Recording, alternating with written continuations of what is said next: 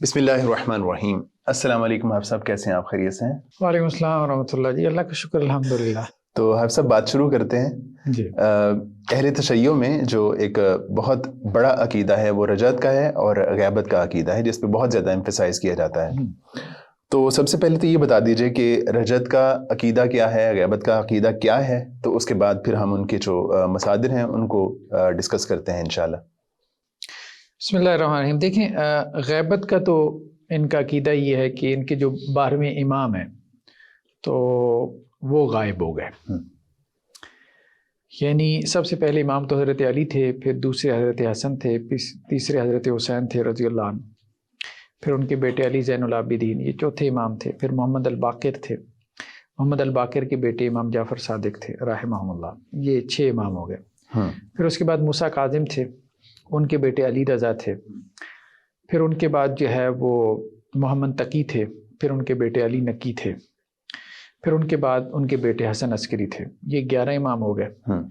حسن عسکری جو ہے ان کے جو بیٹے تھے، ویسے یہ کہتے ہیں کہ جو ان کا نام نہیں لینا چاہیے، یہ بے ادبی ہے، لیکن بہرحال بعض روایتوں میں ان کا نام بھی آ گیا۔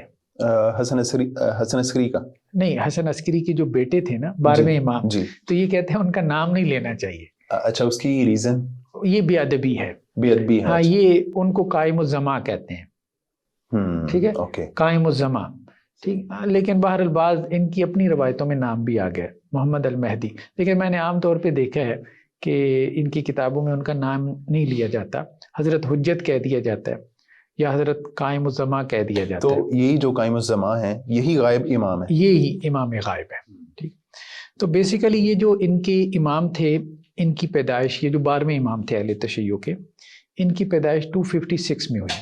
اچھا، یہ اہل تشیع کے نہ کہیں بلکہ آپ یوں کہیں کہ اثنا عشریہ کے، کیونکہ اسماعیلیہ کے امام تو آج تک چلے آ رہے ہیں۔ ٹھیک ہے، اور ہم نے بہت سے فرقوں کے بارے میں پڑھا ہے۔ ایک بہت معروف فرقہ ان کا فتحیہ ہے، ٹھیک ہے، کہ جنہوں نے جو ہے وہ امام جعفر صادق کے بعد ان کے بیٹے عبداللہ افتح کو امام مان لیا تھا۔ ٹھیک ہے، تو وہ تو 12 اماموں کی طرف آئی نہیں۔ اسی طرح واقفیہ ان میں سے ایک فرقہ تھا کہ جنہوں نے امام جعفر صادق پہ جو ہے وہ وقف کر لیا۔ ٹھیک ہے، اور اسی طرح سے جو ہے وہ بہت سے فرقے ان میں پیدا ہوئے۔ کسی نے جو ہے وہ حضرت اسماعیل کو امام مان لیا، کسی نے محمد بن اسماعیل ان کے بیٹے کو جو ہے وہ آخری امام مان لیا۔ جیسے کرامتہ جو تھے وہ 7 اماموں کے قائل تھے، کوئی 6 کا قائل ہے، کوئی 7 کا قائل ہے، کوئی 11 اماموں کا قائل ہے، کوئی 13 کا قائل ہے۔ مطلب ان کے اب بہت ورائٹی ہے کہ کتنے امام ہیں۔ نہیں تو جو غیبت کا عقیدہ ہے اس پہ سب کا کنسنسس ہے، غیبت کے زیادہ تر کا جو ہے وہ نقطہ نظر یہی ہے، لیکن اس میں اختلاف ہے کہ غیب کون ہوا۔ ہاں، اب دیکھیں نا، بہت سو نے تو غائب کیا ہوا ہے محمد بن حنفیہ کو، اور وہ کہتے ہیں جی محمد بن حنفیہ جو ہے انہوں نے واپس آنا ہے، جو حضرت علی کے تیسرے بیٹے تھے۔ صحیح ہے، لیکن وہ پھر 12ویں تو نہیں بنتے، وہ 12ویں نہیں نا بنتے۔ ٹھیک ہے، وہ 12ویں نہیں بنتے۔ پھر ان کے ہاں 12 کا نہیں ہوگا، 12 کا عقیدہ نہیں ہے، لیکن غیبت کا عقیدہ ہے۔ ٹھیک ہے، اسی طرح سے بہت سو نے محمد جو نفس زکیہ تھے، جن کے بارے میں ہم نے دیکھا تھا پیچھے ایپیسوڈ میں، وہ ان کے بارے میں یہ کہتے ہیں کہ جی وہ امام غائب ہیں، وہ مہدی کے طور پہ واپس آئیں گے۔ ٹھیک ہے، اسی طرح سے بہت سو نے کہا جی امام جعفر صادق جو ہے نا وہ غائب ہو گئے، اچھا وہ واپس آئیں گے۔ تو حضرت قائم الزمان ان کے ہاں کہ مہدی کون ہے، تو اس میں ان کے ہاں بہت فرقے ہیں اہل تشیع میں، سب نے جو ہے وہ 12ویں امام کو مہدی نہیں مانا۔ صحیح ہے، ٹھیک ہے، ہاں یہ کانسیپٹ ان کے ہاں اکثر فرقوں میں ہے۔ اب جیسے اسماعیلیہ تو اپنا مہدی جو ہے وہ نکال کے بیٹھے ہوئے ہیں، سیدھی سی بات ہے، ان کے آئے اور چلی بھی گئے ان کا نام۔ اچھا، اسماعیلیہ جو ہے نا وہ ذرا آپ کہہ لیں کہ جی ان کی دلیل ذرا زیادہ مضبوط ہے۔ صحیح، ٹھیک ہے، ان کی روایتوں میں ملتا ہے کہ مہدی کا نام محمد ہوگا اور اس کے والد کا نام عبداللہ ہوگا، تو وہ اسماعیلی لڑی میں ہی آگے چل کے ان کے ایک امام آئے محمد بن عبداللہ کے نام سے، تو انہوں نے ان کو مہدی کہہ دیا۔ ہاں، امام اور مہدی بھی کہہ دیا۔ تو انہوں نے پھر جو امام غائب کا تصور نہیں ہے ان کے ہاں؟ ان کے ہاں وہ پہلے تو تھا نا، پھر اس کے بعد جو ہے وہ ان کے بھی امام مستور رہتے تھے نا، مستور رہتے تھے، لیکن پھر وہ ان کا ظہور ہو گیا۔ ہاں، پھر ظہور ہو گیا، ان کے ہاں ظہوری مہدی ہو چکا ہے۔ ٹھیک ہے، مطلب اسماعیلیہ یا آپ کہہ ان کے بعض فرقوں میں، تو پھر ان کے ہاں اسماعیلیہ کے ہاں ابھی امام مہدی نے نہیں آنا، ابھی امام مہدی نے نہیں آنا۔ اوکے، ٹھیک ہے. اب ان کے یہاں جو کچھ ہے وہ حاضر امام ہے. صحیح ہے. ٹھیک ہے. ہاں یعنی جس طرح ابھی بھی ان کا امام موجود ہے. ہاں ابھی بھی ان کے ہاں امام موجود ہے. خیر بہرحال اصل میں یہ ہے کہ غیبت کا کانسیپٹ اکثر شیعہ فرقوں میں ہے، لیکن کون غائب ہوا ہے اس میں اختلاف. بنو ہاشم میں سے یا آل فاطمہ میں سے یا عطرت فاطمہ میں سے یا آل حسین میں سے یا آل حسن میں سے کون غائب ہوا ہے، کس کی رجت ہونی ہے، کس نے مہدی کے طور پہ دوبارہ واپس لوٹ کر آنا ہے، تو اس میں ان کا اچھا خاصا اختلاف ہے. صحیح ہے. ٹھیک ہے. لیکن ہم ذرا اس کو اختلاف کو زیادہ بکھیرتے نہیں ہیں، نیرو ڈاؤن کرنے کے لیے ہم زیادہ اثنا عشریہ کو فوکس رکھیں گے، اس کے اینگل سے ہم دیکھ لیں، ان کے پرسپیکٹیو میں ہم دیکھیں گے. تو بیسیکلی ان کے جو 12ویں امام تھے 256 میں ان کی پیدائش ہوئی. اچھا یہ 256 اس لحاظ سے ہمارے لیے اہم ہے کہ اس میں امام بخاری کی وفات ہوئی ہے. تو ان کے 12ویں امام کی پیدائش ہوئی ہے 256 میں. صحیح ہے.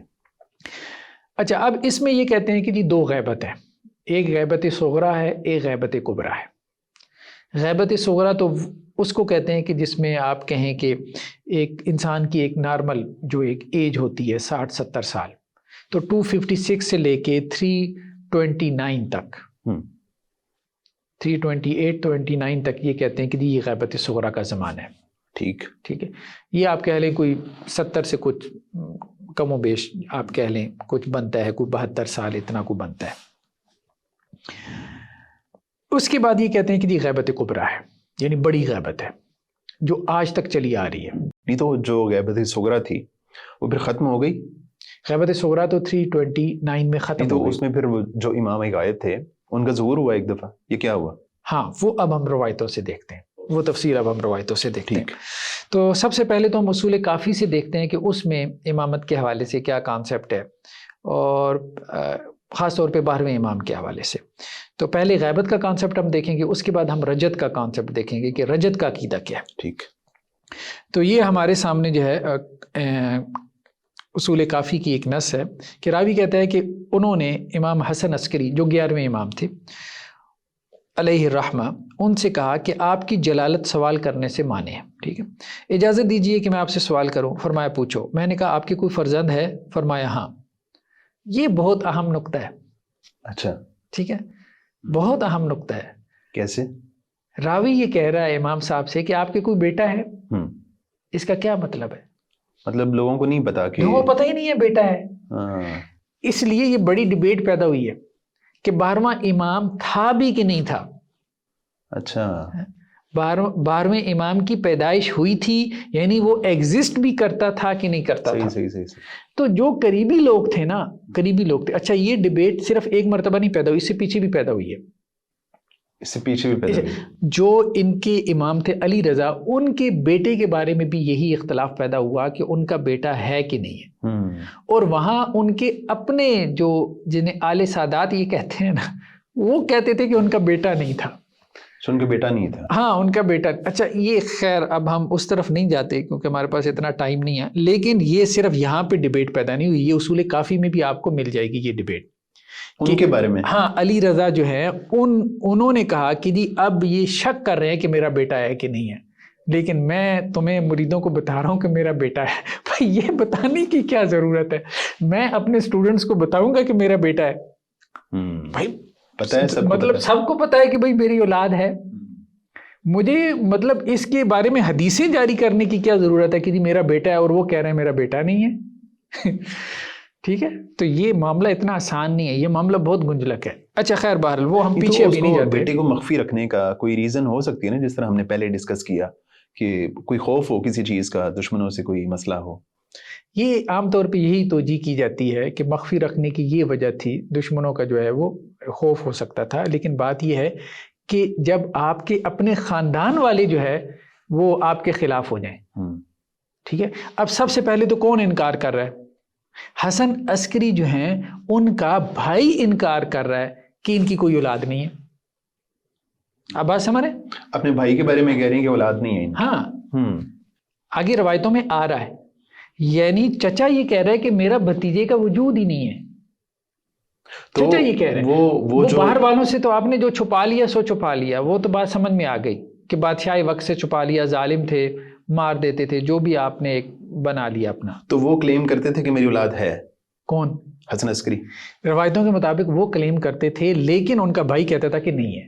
اوکے ٹھیک ہے. اچھا چلیں بہرحال ابھی تو وہ یہی کہہ رہے ہیں نا کہ آپ کے کوئی فرزند ہے، تو انہوں نے کہا ہاں. میں نے کہا اگر آپ کا انتقال ہو جائے تو ہم کہاں سوال کریں؟ فرمایا اسی شہر میں. یہ نہیں کہا کہ اس سے سوال کریں، اسی شہر میں. آگے انہوں نے بریکٹ میں کیا لکھا؟ وکلاء کے ذریعے، ڈائریکٹ نہیں. اب یہی تو مسئلہ ہے، اگر اس کا وجود تھا تو ڈائریکٹ اس سے کیوں نہ سوال کرے؟ مطلب یہ مرید ہیں 11ویں امام حسن عسکری کے، اب وہ ان سے کہہ رہے ہیں کہ جی آپ تو چلے گئے، تو اب ظاہری بات ہے کہ آپ کے بعد آپ کی اولاد ہے، پہلے تو یہ بتائیں. انہوں نے کہا ہاں ہے. تو اب ظاہری بات ہے 12ویں امام تو وہ یہ، تو مجھے تو ان کے پاس جانا چاہیے. تو وہ کہتے ہیں کہ نہیں، اسی شہر میں تم نے نا کچھ لوگوں سے سوال کرنا ہے، تم نہیں مل سکتے اس سے، تم نہیں اس سے مل سکتے، نہیں مل سکتے. ہاں تم ملو گے درمیان میں کسی اور سے، وکیل کے ذریعے. ہاں وکیل کے ذریعے سے. وہ نواب اربع کا کانسیپٹ ہے ان کے یہاں، کہ وہ امام صاحب سے جو ہے نا وہ آپ مل بھی نہیں سکتے تھے نا، مل بھی نہیں سکتے تھے. یہ تو جو امام حسن عسکری تھے یہ بھی تو امام تھے نا، امام حسن عسکری امام تھے نا. ہاں امام تھے. تو ان سے تو ڈائریکٹ وہ بات کر رہے ہیں جو مرید ہے. ہاں ان سے تو وہ ڈائریکٹ بات کر رہے ہیں نا، یہی تو مسئلہ ہے نا. تو اب 12ویں سے ڈائریکٹ کیوں نہیں بات ہو رہی؟ درمیان میں آپ نے نواب اربع کو کیوں ڈال لیا؟ چار نائبین تھے، ان کو نواب اربع. اچھا وہ چاروں بھی ایک وقت نہیں تھے، ایک وقت ہوتے تو چلے آپ روایت متواتر بنا لیتے. اچھا وہ ایک ایک کر کے تھے، یعنی درمیان میں ایک ہی بندہ ایک وقت میں نائب ہوتا تھا. اچھا وہ جو چاروں تھے وہ ایک ٹائم پہ نہیں تھے، ایک ٹائم پہ نہیں تھے. پہلے ایک تھا، پھر دوسرا تھا، پھر اس کی وفات کے بعد تیسرا ہوا، پھر تیسری کی وفات کے بعد چوتھا ہوا. تو درمیان میں ایک نائب ہے جو آپ کو بتا رہا ہے کہ جی 12واں امام ہے. نہیں تو جو امام ہے جس کے بارے میں کلیم کیا جا رہا ہے کہ وہ امام ہے، تو اس کی عمر اتنی لمبی ہوتی تھی. جو 4 نائبین ہیں وہ مطلب ان کی وفات ہوتی رہی اور وہ حیات رہے. دیکھیں وہ تو 4 نائبین کا معاملہ تو 329 میں جا کے ختم ہو گیا نا. یہی ہم کہہ رہے ہیں، اسی کو وہ کہتے ہیں غیبت صغریٰ. یعنی 256 میں امام صاحب پیدا ہوئے، ٹھیک ہے. امام صاحب تو رہے غیبت صغریٰ میں. وہی تو کہہ رہے ہیں کہ جی میں کہاں سوال کروں، سوال کہاں کروں؟ تو وہ کہہ رہے ہیں بھائی شہر میں سوال کر لو. بھائی شہر میں کہاں، کس سے پوچھوں؟ شہر میں امام صاحب سے پوچھنا ہے. تو اسی کو تو وہ غیبت صغریٰ کہہ رہے ہیں. یعنی پیدائش ہی تو وہ غائب ہو گئے نا، پیدائش کے بعد سے وہ غائب ہیں. اسی لیے تو سوال پیدا ہوا. چچا نے یہ سوال پیدا کر دیا جس کو انہوں نے کہا کہ جی جعفر، چچا کا نام جعفر تھا، انہوں نے کہا جعفر کذاب. اوکے ہاں یہ روایتوں میں لکھتے ہیں جعفر کذاب، وہ ہمارے امام کا وجود ہی نہیں مانتا. اب بات یہ ہے کہ 256 میں پیدا ہوئی ہے، اس کے بعد سے ہی غائب ہیں. صحیح ہے، اس کے بعد سے ہی غائب ہیں. اب اس میں درمیان میں ایک نائب ہے، ایک بندہ ہے جو یہ کہہ رہا ہے کہ جی میں آپ کے سوال پوچھ کے آپ کو جواب دے رہا ہوں، اور 12ویں امام ہیں اور خود خاندان والے انکار کر رہے ہیں. یہ بڑی ڈیبیٹ پیدا ہوئی. نہیں تو وہ جو نائبین ہیں ان کے بارے میں پتہ ہے کہ یہ بندے نائب تھے، یہ والا بندہ نائب تھا. وہ آگے آ رہی ہیں بات، وہ بات ہے. اچھا نیکسٹ روایت ہمارے پاس کیا ہے؟ نیکسٹ روایت یہ ہے کہ امام حسن عسکری انہوں نے خبر دی کہ جب مقتدر عباسی کو قتل کر دیا گیا، کہ وہ کہتے ہیں کہ یہ اللہ کی گستاخی کرتا تھا، اس کے اولیاء کے بارے میں اس کا خیال تھا ایسا، تو اس لیے اس کو اس کی سزا ملی. ٹھیک ہے. اور وہ یہ سمجھتا تھا، وہ عباسی جو خلیفہ تھا وہ یہ سمجھتا تھا کہ میرا کوئی فرزند نہیں. اچھا اس سے آپ چھپا رہے تھے، ٹھیک ہے. اور دوسری طرف یعنی یہی تھا نا ڈر اور خوف کہ جی آپ اس سے چھپا رہے ہیں، اور دوسری طرف یہی کہہ رہے ہیں کہ وہ یہ کہہ رہا ہے کہ میرا کوئی فرزند نہیں، ٹھیک ہے، حالانکہ میرا تو ہے.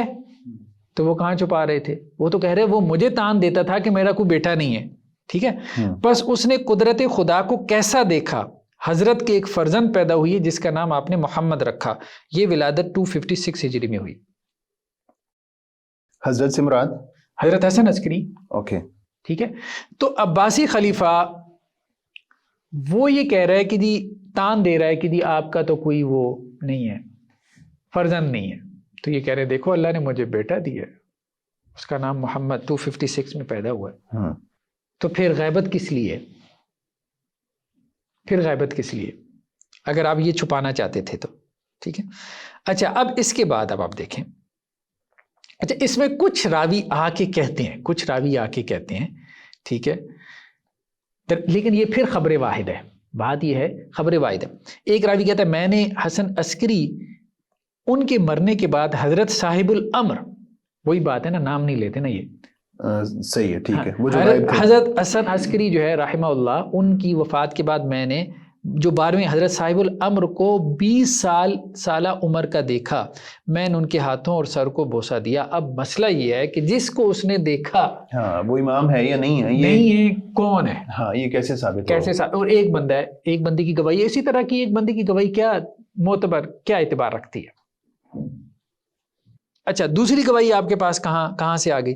دوسری گواہی آپ کے پاس ہے کہ راوی سے جعفر کذاب کا ذکر ہے. اچھا جعفر حضرت حسن عسکری کے بھائی تھے، ان کو یہ کہتے ہیں جعفر کذاب، ٹھیک ہے، صرف اسی بیس پہ کہ وہ یہ کہتے تھے کہ جو اولاد ہے ہی کوئی نہیں، ایسی شیعوں نے معروف کر دیا ہے کہ میرے بھائی کی اولاد ہے. اچھا یہ کہتے تھے کہ نہیں، وہ امامت خود لینا چاہتا ہے اب، اوکے، اس لیے جھوٹ بول رہا ہے. تو ویسے انہوں نے کلیم کیا تھا کہ نہیں؟ اس نے امامت کا کلیم کیا تھا، اوکے، ہاں اس نے کہا تھا کہ یہ اب چونکہ ان کی اولاد نہیں ہے تو میرا حق ہے. صحیح، تو بڑے حسن عسکری تھے، بڑے حسن عسکری، ٹھیک ہے. تو اس کی لوگوں نے مذمت کی، ٹھیک ہے، لوگوں نے جعفر کذاب کو برا بھلا کہا.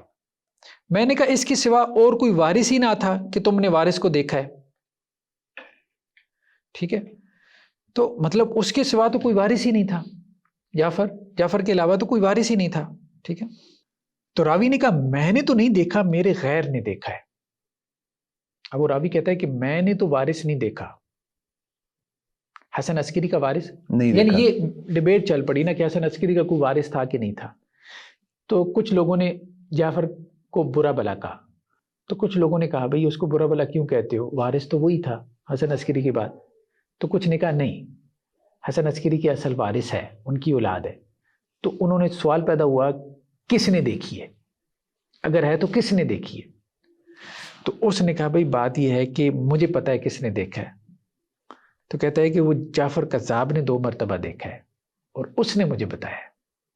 اچھا اب مجھے یہ بتائیں، ایک کذاب آدمی جو ہے، ہاں جس نے ساری زندگی یہ ویو پوائنٹ لیا، اس پہ سٹینڈ کیا کہ میرے بھائی کی اولاد ہی نہیں ہے، اب وہ اس راوی کو اکیلے میں بتا رہا ہے، 2 مرتبہ بتا رہا ہے کہ میرا بھتیجا ہے.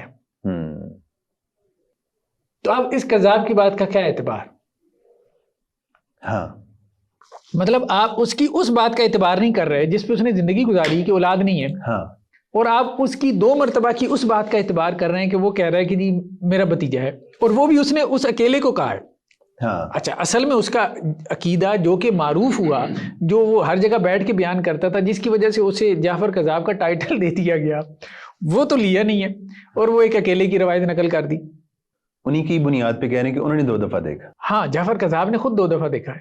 تو یہ دلیل ہے کہ جی بیٹا ہے، وارث ہے. اب اس کی کوئی سینس نہیں نہ بنتی. اچھا ایک اور دلیل کیا کہ ایک دیہاتی قاضی سے بیان کیا، ٹھیک ہے، ہمارے ہاں مطلب کہا جاتا ہے جنہیں کہ مجہول راوی، مطلب آپ کو پتہ بھی نہیں ہوتا کون ہے، ٹھیک ہے.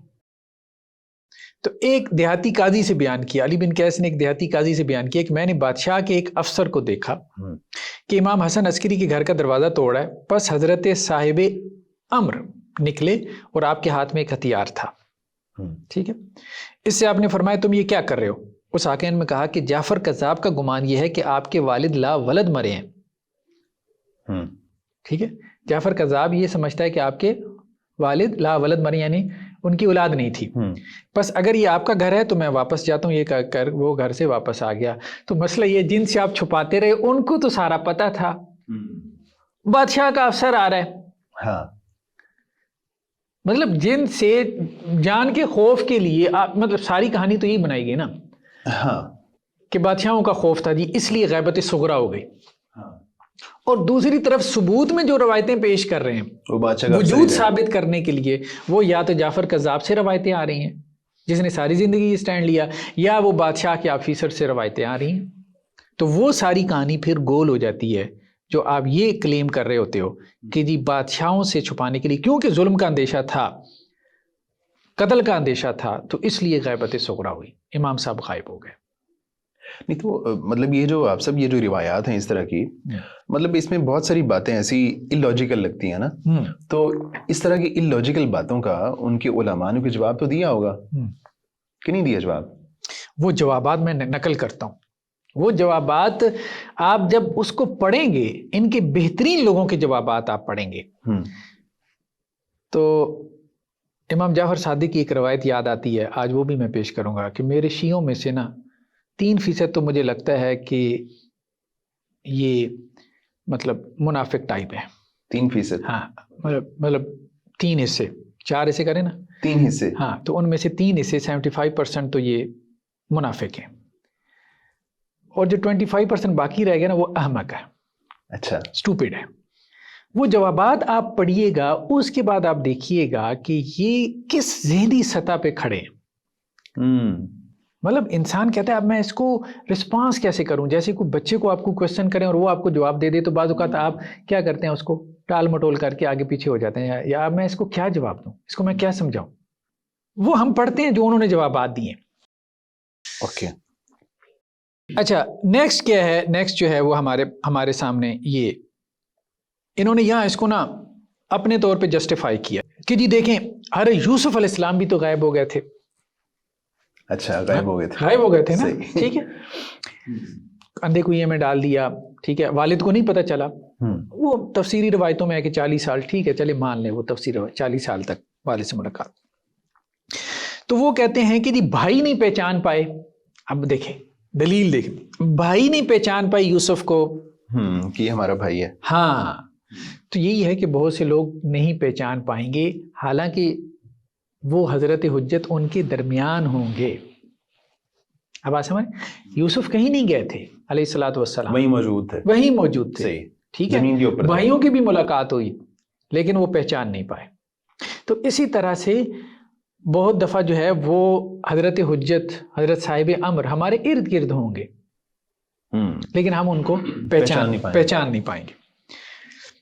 اچھا، یہاں بھی انہوں نے یہی کہا کہ جیسے وہ بازاروں میں چلتے پھرتے تھے، راہوں سے گزرتے تھے، پھر جب اللہ کا حکم ہوا تو ظہور کا مطلب یہی تھا کہ انہوں نے اعلان کر دیا میں یوسف ہوں. تو اسی طرح اچانک ہمیں پتہ چلے گا کہ ایک صاحب اعلان کریں گے کہ میں حضرت صاحب امر ہوں، میں حضرت حجت ہوں، تو پھر ہمیں پتہ چل جائے گا کہ اچھا یہ تھے. جیسے یوسف نے کہا نا انا یوسف، بھائیوں کو کہا نا، تو پھر یہی ان کا ظہور تھا. یہ ظہور نہیں تھا کہ کوئی مطلب آسمانوں سے کوئی اتر آئے تھے، ہمارے درمیان ہے بس، وہ اس طرح سے چھپے ہوئے ہیں. اچھا، ایک اور روایت ہے ہمارے سامنے، یہ کافی کی، اس میں راوی نے حضرت علی رضی اللہ عنہ سے نقل کیا ہے کہ وہ ایک دفعہ بہت متفکر تھے. صحیح. تو راوی نے پوچھا تو انہوں نے کہا جی میں امام مہدی کے حوالے سے متفکر ہوں. تو پھر یہ بات چیت جب آگے پڑھی تو پھر راوی نے کہا کہ جی یہ جو غیبت ہے یہ کتنی دیر تک رہے گی، 12ویں امام کی غیبت. تو اب اس پہ حضرت علی نے کیا کہا، بعض کو 6 دن، بعض کو 6 ماہ اور بعض کو 6 سال. میں نے کہا کہ یہ امر ہونے ہی والا ہے. فرمایا ہاں، گویا وہ پیدا ہو گئی ہے. ٹھیک ہے، تو اب آپ دیکھیں یہ جو روایتیں ہیں نا، 6 ایام او 6 اشہر او 6 سنین، نہ آپ کے 6 دن گزرے، نہ آپ کے 6 ماہ گزرے، نہ آپ کے 6 سال گزرے. کہاں ہے وہ؟ 600 سال سے زیادہ ہو گئے. ہاں، 600 سال کے، آپ بھی 1150 سال ہونے والے ہیں. اچھا، اس کے بعد اب آپ آگے دیکھیں، ہم بس ایک دفعہ ان کو گزارتے ہیں ذرا. یہ تو خیر ان دلائل کی بات آ گئی. امام جعفر صادق سے یہ روایت ہے کہ صاحب امر کے لیے غائب ہونا ضروری ہے. ٹھیک ہے، مان لیا. آگے وجہ کیا ہے کہ اس زمانے غیبت میں گوشہ نشینی لازمی ہے. گوشہ نشین ہوں گے، پہلے وہ اللہ کے ساتھ ایک تعلق بنائیں گے. ٹھیک ہے، اور ان کے لیے اچھی جگہ مدینہ کا ارد گرد ہے. ٹھیک ہے. دوسرا کیا ہے؟ دوسرا یہ ہے کہ ان کے ساتھ 30 وفادار خادم ہر وقت خدمت میں رہیں گے. بات یہ ہے کہ آپ کا رابطہ ایک بھی خادم سے نہیں ہے. یہ اس امام غائب کی بات ہے. ہاں ہاں، صاحب امر کے لیے غائب ہونا ضروری ہے. ٹھیک ہے، غائب ہونے کی جگہ بھی بتا دی نا، مدینہ. ٹھیک ہے، مدینہ کے ارد گرد، مدینہ کے ارد گرد ان کی غیبت ہوگی. ٹھیک ہے، وَنِعْمَ الْمَنْزِلْ طَيْبَہ، وہاں پہ کیا ہے؟ وَنِعْمَ الْمَنْزِلْ طَيْبَہ. انہوں نے حوالی مدینہ کا تذکرہ نہیں کیا، لیکن انہوں نے چلیں وہ اس کا ذکر کر دیا کہ جی ٹھیک ہے، مدینہ کے ارد گرد لے لیا. اصل تو ہے طیبہ کا ذکر ہے. ٹھیک ہے، مدینہ میں بہترین جگہ ان کے لیے غائب ہونے کی مدینہ ہے. دوسری بات، اور 30 خادم ان کے ساتھ ہوں گے، وفادار خادم، تاکہ ان کو وحشت پیدا نہ ہو. وما بثلاثین من وحشہ، تنہائی کا انہیں احساس نہ پیدا ہو. تو اللہ تعالیٰ ان کے ساتھ 30 خدام لگائے رکھیں گے. تو اب ان 30 میں سے آپ کو جگہ بھی پتہ چل گئی کہ مدینہ میں ہے. نہیں تو آگے کہہ رہے ہیں کہ ان میں سے اگر ایک مر جائے گا تو دوسرا اس کی جگہ پہ آ جائے گا. دوسرا اس کی جگہ آ جائے گا. یہ بات ٹھیک ہے.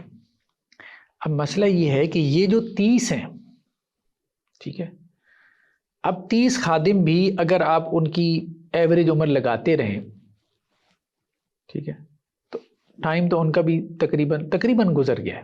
30 نسلیں تو آپ کی گزر ہی گئی ہیں. ٹھیک ہے، چلیں آپ لمبی عمر تھوڑی سی لگا لیں تو آپ کہہ سکتے ہیں کہ جی وہ ابھی موجود ہیں. لیکن مسئلہ یہ ہے کہ ان خادم سے رابطہ کیوں نہیں ہو رہا؟ ایک کے بعد دوسرا خادم ہے، آپ کا خادم سے بھی رابطہ نہیں ہو رہا. تو یہ زیادہ جو ہے نا پریشان کن بات ہے. اچھا، اب یہاں روایتوں میں یہ بات واضح آ گئی. امام جعفر صادق نے کہا کہ قائم آل محمد بھی ان کو کہتے ہیں. ٹھیک ہے، آل محمد میں سے جو قائم ہے، قائم الزماں ہیں، ان کی 2 غیبتیں ہوں گی، ایک صغرا دوسری کبرا. پہلی غیبت میں آپ کی جگہ کو کوئی نہ جانے گا سوائے حضرت کے مخصوص شیعوں کے. ٹھیک ہے، لیکن وہاں تو یہ تھا کہ حضرت حسن عسکری کے مرید بھی کہہ رہے تھے کہ جی کہاں سوال پوچھوں، تو ان کو بھی نہیں مل رہے تھے. لیکن یہاں انہوں نے کہا کہ جی مخصوص شیعے جو ہیں وہ حضرت کی جگہ ان کو پتہ ہوگی، جو پہلی غیبت ہوگی غیبت صغرا میں. اور دوسری میں حضرت کی جگہ کوئی نہ جانے گا سوائے حضرت کے خاص الخاص دوستوں کے. اب یہ خاص الخاص دوست کون ہے یار؟ کوئی سامنے کوئی تو آئے نا، کوئی تو آئے. تو ہو سکتا ہے مطلب کوئی جانتے ہوں لیکن وہ یہ تو بتائیں نا کہ ہم جانتے ہیں. مطلب شیعہ سیکٹ میں ہو سکتا ہے کہ اس طرح کے لوگ ہوں جو یہ کلیم کرتے ہیں. اصل میں جس نے بھی مختلف ادوار میں کلیم کرتے رہے نا. ہاں کرتے رہے نا. اب مسئلہ ایک جنہوں نے کلیم کیے انہوں نے ان کو اڑا دیا. میں اڑانے سے مراد یہ ہے کہ نکال دیا اپنا ہر چیز سے. ٹھیک ہے، شیعت سے بھی اور اسلام سے بھی نکال دیا. نہیں تو اس کی ریزن کیا؟ حالانکہ وہ تو بڑے مطلب بابرکت لوگ ہونے چاہیے نا کہ ان کا رابطہ قائم ہو گیا. یہی تو مسئلہ ہے نا. دروازہ کھولیں گے تو آپ مجھے بتائیں کتنے یہاں کھڑے ہیں لائن لگا کے جو یہ نائبین بننا چاہیں گے. تو کیسے مسئلہ حل کریں گے؟ ہزاروں لوگ کلیم کر دیں گے. کیسے مسئلہ حل کریں گے؟ نیکسٹ روایت کیا امام جعفر صادق سے کہ صاحب امر کی 2 غائبتیں ہوں گی رحمہ اللہ. ایک میں تو اپنے اہل کی طرف لوٹیں گے، گھر والوں سے ملیں گے، اور دوسری میں کہا جائے گا کہ ہلاک ہو گیا یا کسی وادی میں چلے گیا. میں نے کہا ہم اس وقت کیا کریں؟ فرمایا اگر کوئی مدعی امام آخر زماں ہونے کا دعویٰ کرے تو تم اس سے چند مشکل سوالات کا جواب مانگو اور دیکھو کہ وہ امام کی طرح ہیں یا نہیں. ٹھیک ہے، چلیں بہرحال یہ تو وہی روایت آ گئی کہ وہ غائب ہو جائیں گے. غیبت صغرا غیبت کبرا کا تذکرہ بھی چل رہا ہے. ٹھیک ہے، اچھا اگلی بھی روایت اسی طرح کی ہے، امام جعفر صادق سی ہے کہ آپ نے کسی نے ان سے کہا کہ جی آپ صاحب امر ہیں، انہوں نے کہا نہیں. اچھا کچھ روایتوں میں اشارہ ہے کہ وہی تھے، اس لیے تو جو واقفیہ تھے نا وہ اس طرف چلے گئے. یہاں پہ یہ ہے کہ انہوں نے کہا نہیں. وہ کس طرف چلے گئے کہ وہی امام غائب ہوں گے؟ وہی صاحب امر تھے امام جعفر صاحب. بعض روایتوں میں ہے. اصل میں ہم نے فرقوں کو نہیں کھولا تو اس لیے ان کے دلائل بھی نہیں کھولے، اور دلائل مختلف قسم کے ہیں. انہوں نے کہا جی آپ کے فرزند، کہا نہیں. آپ کے پوتے، کہا نہیں. میں نے کہا آپ کے پڑ پوتے، کہا نہیں. میں نے کہا پھر کون ہے؟ فرمایا وہ جو زمین کو عدل و داد سے اس طرح بھر دے گا جس طرح وہ ظلم و جور سے بھری ہوئی ہے. ٹھیک ہے، وہ سب اماموں کے بعد ہوں گے جس طرح حضرت رسول خدا سب رسولوں کے بعد ہوئی ہے. ٹھیک، اچھا جی نیکسٹ کیا ہے؟ اب یہ ایک روایت ہے امام رضا سے. راوی نے کہا کہ جی میں یہ سمجھتا ہوں کہ آپ صاحب امر ہیں. امام رضا سے کہا، راوی نے کہا. کیوں کہا؟ کیوں کہا؟ انہوں نے کہا کہ جی یہ امر امامت تمہارے پاس بغیر شمشیر زنی آیا ہے. یہ اصل میں ان کو ولی عہد چن لیا تھا. کس کا؟ جو تھا نا عباسی خلیفہ مامون الرشید. ٹھیک ہے. تو عباسیوں نے کیا کیا، ایک تو ان کو بیٹی دی، ٹھیک ہے، اور دوسرا داماد بنا لیا، اور دوسرا ولی عہد بھی بنا لیا. تو جب یہ ولی عہد بن گیا نا، یہ ولی عہد بھی رہے. یعنی اس نے کہا کہ جی میں اب عباسیوں سے چاہتا ہوں کہ خلافت ان کے، ہاں صلح صفائی ان کے ساتھ ہو، ہماری فاطمیوں کے ساتھ، اور ہم خلافت جو ہے نا عباسیوں سے آگے فاطمیوں کو ٹرانسفر کر دیں. یہ درمیان میں ہوا ہے. ٹھیک ہے، ٹھیک ہے. اچھا، تو اب آپ کی بیعت ولی عہدی بھی ہو گئی. ٹھیک ہے، ولی عہدی کی بیعت بھی ہوگی، ولی عہد بھی آپ بن گیا، اور آپ کے نام کا سکہ بھی بن گیا. تو مطلب اب تو واضح ہو گیا کہ کیونکہ روایتوں میں یہی ملتا ہے کہ وہ قائم و زما جو ہوں گے ان کے پاس خلافت ہوگی، سیاست ہوگی، امارت ہوگی، اور دنیا کو عدل سے بھر دیں گے. تو اب یہ تو آپ کے بارے میں ہو گیا. تو حضرت نے فرمایا ہم میں سے کوئی امام ایسا نہ ہوا جس سے مومنین نے خط و کتابت کی ہو، انگلیوں سے اس کی طرف اشارہ ہوا ہو، مسائل اس سے دریافت کیے گئے اور اموال اس کی طرف بھیجے گئے، مگر یہ کہ اس کو یا زہر دیا گیا یا وہ اپنے فرش پر مرا. یعنی انہوں نے گویا کہ اشارہ کیا کہ اصل میں ہمیں بھی زہر دے کے مار دیا جائے گا. اچھا، ان کے جتنے بھی ائمہ ہیں اکثر و بیشتر کو زہر دے کے مارا گیا. ان کا کلیم یہی ہے، ان کا کلیم ہے. بنو امیہ نے یا پھر بنو عباس نے زہر دے کے. یہاں تک کہ خدا اس امر امامت کے لیے ہم میں سے ایک لڑکے کو بھیجے گا جس کی ولادت اور پرورش خفیہ طور سے ہوگی اور اس کا نسب غیر خفی ہوگا. بہرحال یہ تو ہوئی. اچھا، اب اصل مسئلہ اب شروع ہوا ہے. یہ ہمارے سامنے جو ہے نا یہ کتاب ہے بہار الانوار. ٹھیک ہے جی، امام مہدی کے حالات کے بارے میں. یہ ملا باقر مجلسی کی کتاب ہے. ٹھیک ہے، ٹھیک ہے. یہ اس کی یہ تو 11ویں جلد ہے. اس میں 2 جلدیں ہیں، پورے 2 والیوم ہیں ملا باقر مجلسی نے لکھے ہیں اسی ٹاپک پہ، اسی ٹاپک کے اوپر. تو دونوں جو والیومز ہیں ان سے اب ہم روایتیں ذرا دیکھتے ہیں. جی. اچھا، پہلا کانسیپٹ تو ان کا ہے نواب اربع کا کانسیپٹ ہے. یہ جو ابھی میں نے کہا تھا کہ 4 نائبین. ٹھیک ہے. تو آپ کی تاریخ ولادت تو ہوئی 256 میں. اچھا، پہلے جو نائب تھے ان کا نام تھا عثمان بن سعید. ٹھیک ہے. یہ جب فوت ہوئے تو ان کے جو بیٹے تھے محمد بن عثمان وہ نائب ہو گئے.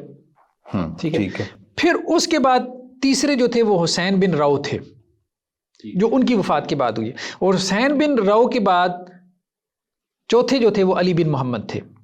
ٹھیک ہے.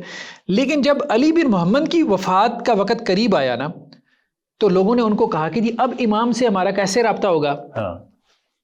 اچھا، ان میں سے آپ دیکھ رہے ہیں ہر بندہ دوسرے کو وسیع بنا رہا ہے اور وہ کہہ رہا ہے کہ جی امام سے بعد یہ ہوگا، ہاں میں یہ نائب ہوگا اور امام کے درمیان رابطے کا کام کرے گا. اب یہ چوتھے تھے تو ان کو کہا گیا تو انہوں نے کہا بھائی اب اس کے بعد امام سے رابطہ ممکن نہیں، اب میرے بعد کوئی نہیں کیونکہ 4 ہی آنے تھے جو نائب ہونے تھے. مطلب امام صاحب جو ہے وہ اب غیبت کبریٰ میں جا رہے ہیں. اوکے، یعنی جب تک وہ نائب موجود تھے تب تک وہ غیبت صغریٰ تھی. اور یہ 329 میں ان کی وفات ہوئی، چوتھے نائب کی. اب مسئلہ یہ ہے کہ ایک ہی بندہ کلیم کر رہا ہے کہ وہ رابطہ ہے، اس کے علاوہ آپ کا کوئی رابطہ نہیں ہے امام سے. اسی لیے تو چچا نے یہ کہنا شروع کر دیا تھا کہ وجود ہی نہیں ہے، ہمیں نہیں پتا تو مطلب کہاں سے. اچھا، اب ہم اس طرف آتے ہیں. یہ مطلب آپ یوں کہہ لیں کہ جی نہیں، تو یہ جو نواب تھے تو لوگ پھر جب کوئی کویسچن کرتے تھے، سوالات کرتے تھے تو یہ پھر ان کو جواب دیتے تھے. ہاں ایسا تو تھا، رابطے کا تو یہ کام کر رہے تھے. لیکن مسئلہ یہ تھا کہ 12ویں امام تک وہ خود نہیں پہنچ رہے تھے. خود نہیں پہنچ رہے تھے؟ ہاں، مطلب تو جواب وہ کیسے دے رہے تھے؟ نہیں مطلب لوگ نہیں نا پہنچ رہے، لوگ نہیں پہنچ رہے، یہ پہنچ رہے. ہاں، واسطے کے ذریعے سے. اس لیے انہوں نے اس کو غیبت صغریٰ کہا ہے نا. اوکے، غیبت صغریٰ ولادت کے بعد سے غیبت صغریٰ، کیونکہ وہ لوگوں سے غائب تھے. اب سوال یہی پیدا ہوا کہ وہ تھے بھی کہ نہیں تھے، یا یہ صرف چاروں نے جو ہے وہ کوئی وہ چلایا ہوا تھا، چکر چلایا ہوا تھا. اپنی قیادت اور سیادت کے لیے چاروں نے کوئی چکر چلایا ہوا تھا. صحیح. اور وہ ختم ہو گیا اور اس کے بعد سے امام غیبت کبریٰ میں چلے گئے. اب اس کے بعد سے پتہ ہی نہیں ہے. یعنی ممکن ہے کہ جو وہ جواب دے رہے تھے ان کا اپنا اجتہاد ہو یا اپنی رائے. مطلب دیکھیے نا، وہ اپنے اماموں کے ساتھ تو بیٹھتے تھے، ان کا مزاج بھی سمجھتے تھے. اچھا ان میں ہم دیکھیں گے کچھ ان کے جو اماموں کے ساتھ 20-20 سال گزارتے تھے، بڑا لمبا عرصہ گزارتے تھے، تو آپ کو ایک وہ مزاج کا پتہ چل جاتا ہے، پوری سوچ کا، انداز فکر کا پتہ چل جاتا ہے، تو آپ اسی پیٹرن کے مطابق بڑی آسانی سے جواب دے سکتے ہو۔ ایک اچھا جو اسٹوڈنٹ ہوتا ہے اپنے استاذ کا، تو اس کے اندر اس کا اسلوب آ ہی جاتا ہے، بالکل پاسبل ہے۔ خیر بار، اچھا اب اس پہ ملا باقر مجلسی نے وہی جو ہم بات کر رہے تھے کہ وہ جوابات کیا دیتے ہیں جب یہ اعتراضات ہوتے ہیں، یہ خاص طور پہ 1150 سال۔ اب دیکھیں ذرا، آپ ذرا اعتراض دیکھیے گا اور اس کا جواب دیکھیے گا، لیکن آپ دیکھیں گے کہ اعتراض بہت قوی ہے جو انہوں نے معترضین کی کتاب سے اٹھایا، اور جو جواب دیا ہے وہ بہت پھسپھسا ہے، مطلب دل ہی نہیں کرتا ہے بندہ اس پہ کمنٹ کرے۔ کیا شیعہ علم کلام اگر یہ شیعہ علم کلام ہے تو پھر مطلب آپ لوگوں کو کیا مطلب متاثر کریں گے، آپ کیا کنونس کریں گے آپ؟ صحیح، یہ آپ بہترین اپنے عالم کے آپ جوابات پڑھیں، بہترین عالم کے، ملا باقر مجلسی۔ صحیح۔ اچھا اب پہلے وہ اعتراض نقل کرتے ہیں، کہتے ہیں اگر کہا جائے آخر کچھ تو معلوم ہو کہ غیبت کی وجہ کیا ہے، بھائی بتاؤ تو صحیح، ریزن کیا؟ اعتراض یہ کہ معترض کہتا ہے بھائی بتاؤ تو صحیح، بھائی کیوں غائب ہو گئے، ضرورت کیا پڑی تھی، پہلے 11 تو غائب نہیں ہوئی۔ تو میں عرض کروں گا کہ زیادہ تر خیال یہ ہے کہ آپ کو اپنی جان کا خطرہ تھا، زیادہ تر خیال یہ، ٹھیک ہے، ظالموں سے خوفزدہ تھے۔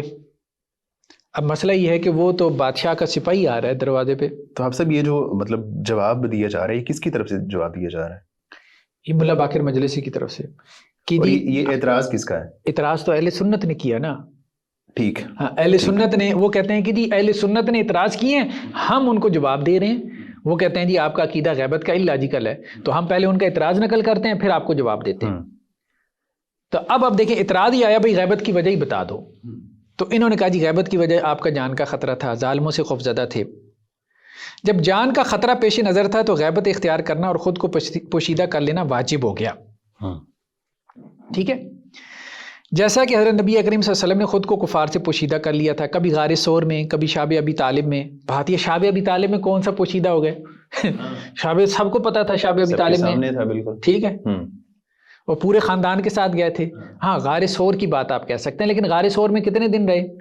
3 دن میکسیمم۔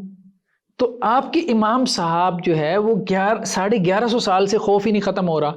یار بنو امیہ چلے گئے، بنو عباس چلے گئے، کس کا خوف نہیں، آج کس کا خوف ہے؟ ہاں آج کس کا خوف؟ مطلب آج آپ کے اتنے علماء ہیں، آج آپ کے پاس 3 اسٹیٹس ہیں، 3 ریاستیں ہیں نا آپ کے پاس، ایران آپ کے پاس ہے، یمن آپ کے پاس ہے، شام سیریا آپ کے پاس ہے، آپ کے امام کو آج بھی خوف ہے۔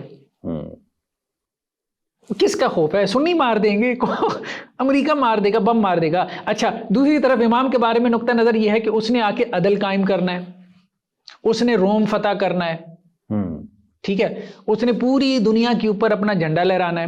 مطلب جس نے پوری دنیا کو فتح کرنا تھا وہ بندہ 1150 سال سے اپنی جان کے خوف سے چپ سے بیٹھا ہوا ہے۔ نہیں تو یہی والا اعتراض پھر اہل سنت پہ بھی اس اینگل سے ہو سکتا ہے نا کہ آپ بھی تو یہ کلیم کرتے ہیں کہ امام مہدی نے آنا ہے، تو وہ کیوں نہیں آ رہے؟ ہم اس پہ ڈسکس کریں گے۔ دیکھیں ہمارے یہاں بھی، میں صحیح آپ کو بتاؤں، زیادہ تر مہدی کی روایتیں ضعیف ہیں، وہ شیعہ کانسیپٹ سے متاثر ہو کے آئی ہیں۔ مہدی کی صرف ایک ہی روایت جسے آپ کوئی صحیح کہہ سکتے ہیں وہ مسلم کی روایت ہے، جس میں نام بھی نہیں ہے، ٹھیک۔ نہیں تو آپ کے خیال میں یہ جو کانسیپٹ ہے مشکوک ہے امام مہدی کے آنے والا؟ دیکھیں نزول عیسیٰ کا جو کانسیپٹ ہے نا علیہ الصلوۃ والسلام، وہ تو صحیح روایتوں میں ہے، اتھینٹک ترین مستند ترین روایتوں میں ہے، ٹھیک ہے۔ مہدی کا جو کانسیپٹ ہے نا یہ زیادہ تر جو ہے وہ شیعہ کانسیپٹ سے بہت سی چیزیں ہمارے یہاں آئی ہیں۔ ہم اس پہ علیحدہ ایک ایپیسوڈ انشاءاللہ سے کریں گے۔ مطلب رتب و یابس ہم لوگوں نے بھی جمع کر دیا مہدی کے نام پہ، متضاد روایتیں جمع کر دیں۔ آج آپ دیکھیں گے نا، ان کی حالت دیکھیں گے، ہماری کتابوں کی بھی وہی صورتحال ہے مہدی کے حوالے سے، لیکن ہمارے یہاں کم از کم مہدی کا کانسیپٹ وہ نہیں ہے جو ان کے ہاں ہے جی، کہ وہ منصوص من اللہ ہوگا۔ نہیں یہ ہمارے یہاں تو وہ ایک پولیٹیکل لیڈر ہے، ٹھیک ہے۔ جو بات آپ کر رہے ہیں کافی جو ہے کنٹروورشل ہو جائے گی میرے خیال سے، جو آپ یہ کیونکہ بہت شد و مد سے یہ عقیدہ جو ہے بیان کیا جاتا ہے اہل سنت کے ہاں بھی، تو خیر اس کو ہم ڈیٹیل سے پھر مہدی نام کہاں سے ثابت کریں گے؟ پہلی بات یہ کوئی صحیح روایت لے آئیں، مہدی نام ہی نہیں ہے، ٹھیک ہے۔ تو مہدی کا تو ویسے ہی ہم نے ایک نام معروف کر دیا نا۔ ہاں ایک لیڈر کی بات ضرور آتی ہے روایتوں میں کہ ایک لیڈر ہوگا جب عیسیٰ علیہ السلام کا نزول ہوگا، جیسے مسلم کی روایت ہے، تو اس وقت ایک شخص جو ہے وہ مسلمانوں کو لیڈ کر رہا ہوگا، آپ اس کو مہدی کہہ دیتے ہیں، گائیڈڈ ہے لغوی اعتبار سے، تو کوئی حرج نہیں ہے۔ لیکن جس طرح ہمارے ہاں بہت ضعیف روایتیں ہیں مہدی کے بارے میں، بہت ضعیف روایتیں، صحیح، تو لیکن ضعیف روایتوں کو میرے خیال میں مہدی کے کانسیپٹ میں حجت نہیں بنانا چاہیے۔ خیر بہرحال اس پہ ہم کسی اور وقت میں گفتگو کریں گے۔ یعنی اجمالی طور پہ آپ کہہ سکتے ہیں کہ مہدی کا کوئی کانسیپٹ اجمالی طور پہ موجود ہے، لیکن جتنی تفصیل سے ہمارے یہاں کتابیں لکھی جاتی ہیں تو وہ ساری تفصیلات ضعیف اور موضوع روایات ہیں، جو شیعہ جو ہے نا اس سارے کلچر سے متاثر ہو کے لکھی گئی، اس کے اثرات ہیں۔ اوکے، شیعہ راویوں کے۔ ٹھیک، خیر بہرحال اچھا، اب رہ گیا مدت غیبت کے طویل و کثیر ہونے کا۔ اب سوال یہ بھی پیدا ہوا، تو انہوں نے کہا چلو جی میں اس کا بھی جواب دے دیتا ہوں کہ آپ کہیں گے جی اللہ کے وسلم تو 3 دن غائب ہوئے، تو یہ تو 1150 سال ہو گئے کہ نبی کریم صلی اللہ علیہ وسلم قلیل عرصے تک پوشیدہ رہے اور حضرت صاحب الزمان طویل عرصے سے پوشیدہ ہیں، تو اس میں قلیل و طویل مدت کا کوئی فرق نہیں ہے، کیونکہ اگر سبب غیبت موجود ہے تو بہرحال پوشیدہ رہنا ہے۔ بھئی سبب غیبت کیا ہے؟ جان کا خوف۔ اب کس کا جان کا خوف ہے مجھے بتائیں، اب کون سا سبب ہے؟ مطلب کون مارے گا؟ کون مارے گا؟ بنو امیہ تو چلے گیا، بنو عباس بھی چلے گیا، اس وقت آپ تھوڑے تھے، آج آپ کی 3 سٹیٹس ہیں، ٹھیک ہے، مطلب آپ کے کتنے آیت اللہ ہیں، کس کو مطلب اڑایا گیا ہے، پھڑکایا گیا ہے۔ یہاں پاکستان میں آپ کا مطلب سپہ صحابہ بنی، آپ کے علماء چلتے پھرتے ہیں، سارے گارڈ وارڈ ہیں، سارا کچھ ہے، کیا کس کا خوف ہے؟ آپ کیوں چھپے ہوئے ہیں اگر ہیں تو؟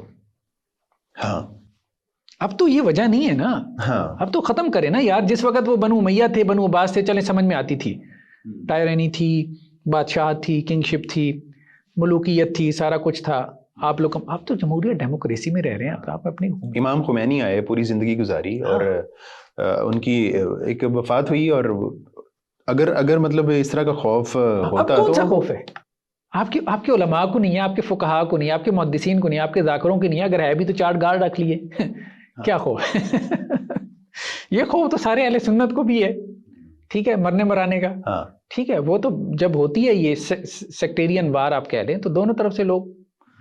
خیر بہرحال چلیں، ایسے خواہ مخواہ کی ایک بحث ہے آپ کا، تو اس کا جواب یہ ہے کہ ہمارے دیگر ائمہ، اچھا اب سوال یہ پیدا ہوا کہ جی اگر کوئی کہ جب خوف ہی سب سے بڑا سبب غیبت ہے تو تم لوگوں کے بقول تمہارے دیگر ائمہ کرام کو بھی تو دشمنوں کا خوف تھا، ہاں، ٹھیک ہے، پھر انہوں نے غیبت کیوں نہیں اختیار کی؟ پہلے 11 تھے، ہاں، انہوں نے کیوں نہیں کی؟ تو اس کا جواب یہ ہے کہ ہمارے دیگر ائمہ طاہرین کو تقیہ کی اجازت تھی، مطلب وہ جھوٹ بول سکتے تھے کہ میں امام ہوں یا نہیں ہوں، ہاں، کوئی اس طرح کی بات کر کے اپنے آپ کو یعنی وہ خفیہ رکھ سکتے تھے۔ ہاں، مگر حضرت امام زمانہ کو پورا خوف ہے، اس لیے آپ کو تقیہ کا حکم بھی نہیں ہے، یعنی آپ کو تقیہ کا حکم، تو آپ تلوار کے ساتھ ظہور فرمائیں گے، لوگوں کو اپنی طرف دعوت دیں گے، جو ان کی مخالفت کرے گا اس سے جہاد کریں گے۔ بھئی جب جہاد کرنے کے لیے آنا ہے تو پھر ڈرنا کس چیز کا؟ مطلب آپ اس وقت دنیا میں ملینز میں ہیں، تو آج بھی جہاد نہیں ہوگا تو کب ہوگا؟ آپ اس امید میں بیٹھے ہیں کہ ساری دنیا شیعہ ہو جائے گی، پھر امام صاحب آ کے جہاد کریں گے، تو پھر امام صاحب کا کیا کمال ہوا؟ پھر تو اصل میں کمال آپ کا ہوا کہ جو آپ نے سب کو شیعہ بنا لیا۔ تو ظاہر ہے جب انہوں نے جہاد کرنا ہے تو اس وقت بھی ان کے دشمن تو موجود ہوں گے نا، دشمنوں سے جہاد کرنا ہے، وہ آگے آ رہا ہے کون سے دشمن ہوں گے، سب سے بڑے تو سنی ہے۔ چلیں بہرحال، اچھا اب یہ کہتے ہیں دیکھیں جی آپ کے خوف میں اور آپ کے آباء کرام کے خوف میں بڑا فرق تھا۔ اچھا، وہ زیادہ خوف تھا، وہ زیادہ بڑا خوف تھا، وہ نہیں فرق یہی تھا نا کہ وہ تقیہ کر سکتے تھے، یہ نہیں کر سکتے نا، ٹھیک ہے، ان کو تقیہ الاؤ تھا، ان کو نہیں تھا، ٹھیک۔ اچھا اب آگے چلیں جی، آگے مطلب اب یہ جواب اب دیکھیں نا، بندہ کہتا ہے یار میں اب اس کو کیا، اس جواب کے اوپر کیا کروں؟ مزید کیا کہتے ہیں جی، علاوہ بری آپ کے آباء کرام میں جو بھی فوت ہوا یا قتل کر دیا گیا اس کی اولاد میں ایک ایسا فرزند ضرور موجود ہوتا تھا جو امام اور قائم مقام ہو، ٹھیک ہے، مگر امام صاحب زمان کا امر اس کے بالکل برعکس ہے کہ آپ کا کوئی کام مقام نہیں ہوگا، ٹھیک ہے۔ مسئلہ یہ ہے کہ آپ کو کوئی کام مقام نہیں ہوگا، ایک طرف آپ کو ان کو اللہ تعالیٰ کی حجت اللہ البالغہ بنا رہے ہیں، تو اللہ تعالیٰ نے ان کی حفاظت نہیں کرنی؟ قائم الزمان اللہ نے بنایا، اگر منصوص من اللہ ہیں تو بھائی اللہ کے اوپر چھوڑو، نہ اللہ حفاظت کرنے پہ قادر ہے، نہ تمہاری سٹیٹس اور ریاستیں حفاظت کرنے پہ قادر ہیں، بس امام صاحب کو تم نے چھپا دیا، اور اب تم لوگوں سے یہ کہتے ہو کہ جی ہمارے امام کو نہیں مانو، اگر امام کو نہیں مانتے تو تم تو گستاخ ہو ائمہ کے اور اہل بیت کے گستاخ ہو۔ مطلب اس قسم کے عقائد کو کون کوئی لاجیکل بندہ مان سکتا ہے؟ اچھا اس کے بعد کہتے ہیں کہ جی کسی کا یہ کہنا کہ جب آپ تک کوئی پہنچ ہی نہیں سکتا تو پھر آپ کے وجود اور عدم وجود میں کیا فرق رہا، یہ بھی اعتراض کرتے ہیں، صحیح، ٹھیک ہے بھائی، نہ ہونا برابر ہے، کوئی مل ہی نہیں سکتا 1150 سال سے، جب کوئی مل ہی نہیں سکتا تو ہونا نہ ہونا تو برابر ہوا، تو خام خواہ کہہ رہے ہیں وہ بھائی ہیں تو نہیں ہیں، بس ہیں، وہ نہیں ہے حقیقت میں تو نہیں، تو یہ اعتراض ہو سکتا ہے۔ کہتے ہیں یہی بات نبی کریم صلی اللہ علیہ وسلم کے متعلق بھی پوچھی جا سکتی ہے کہ جس عرصے تک حضرت پوشیدہ رہے تو آپ کے وجود اور عجیب مطلب کتنا عرصہ پوشیدہ رہے؟ آپ وسلم کون سے پوشیدہ رہے؟ اس کا جواب دیں گے وہی ہمارا جواب بھی ہوگا۔ اب ان کا علم کلام دیکھیں یہ ماشاءاللہ سے، آپ ہمیں نا اس کا ذرا جواب دیں کہ اللہ کے رسول بھی تو پوشیدہ رہے ہیں۔ 3 دن تک آپ وسلم غار ثور میں رہے، ٹھیک ہے، وہ ہمارے سامنے ہے، آپ اس کو اب دلیل بنا رہے ہیں کہ 1150 سال کی پوشیدگی پہ۔ اور وہ جو پوشیدہ رہے ہیں نبی کریم صلی اللہ علیہ وسلم جب رہے ہیں تو اس کی بھی ایک ڈیٹیل، ایک تفصیل ساری موجود ہے، ساری ہمارے سامنے آ گئی ہے، ساری ہمارے سامنے آ گئی ہے، قرآن میں اس کا تذکرہ آ گیا، اذ ہما فی الغار، ٹھیک ہے، تو وہ پوشیدہ کہاں رہے تو قرآن میں بھی ذکر آ گیا۔ اور کسی کو حق نہیں جو یہ کہے کہ نبی کریم صلی اللہ علیہ وسلم تو ہر ایک سے پوشیدہ نہیں رہتے تھے، صرف دشمنوں سے پوشیدہ رہتے تھے، لیکن امام زمانہ علیہ السلام سب سے پوشیدہ ہیں، اس لیے کہ سب سے پہلے تو ہم یہ کہیں گے کہ امام زمانہ بھی سب سے پوشیدہ نہیں رہتے، بلکہ جس سے چاہتے ہیں ملاقات کرتے ہیں۔ اب بات یہ ہے کہ یار ملاقات کرتے ہیں، بتاؤ تو صحیح، کوئی ایک تو آگے بتائے کہ میں ملا ہوں، وہ کون ہے؟ سب سے پہلے تو تمہارے اپنے پڑکا دیں گے اس کو، ہاں ٹھیک ہے، کہ یہ کیا دعوے کرنا شروع کر دیا ہے۔ دوسری بات یہ کہ حضرت غار میں تھے تو آپ بھی اپنے دوستوں اور دشمنوں سے پوشیدہ ہو گئے تھے، وہی بات آ گئی غار میں، وہی بات آپ کے ساتھ سوائے حضرت ابوبکر کے کوئی اور نہ تھا۔ اس کا مطلب یہ ہے کہ اگر مصلحت کا تقاضا پوشیدگی میں ہے تو دوست اور دشمن سب سے پوشیدہ رہنا ضروری ہے۔ بھائی 1150 سال یار ٹو مچ ہے، کوئی سینس ہی نہیں بنتی 3 دن اور کہاں 1150 سال، کیا دلیل کہاں سے آپ اٹھا کے لے کے آ رہے ہیں؟ چلیں بھارت۔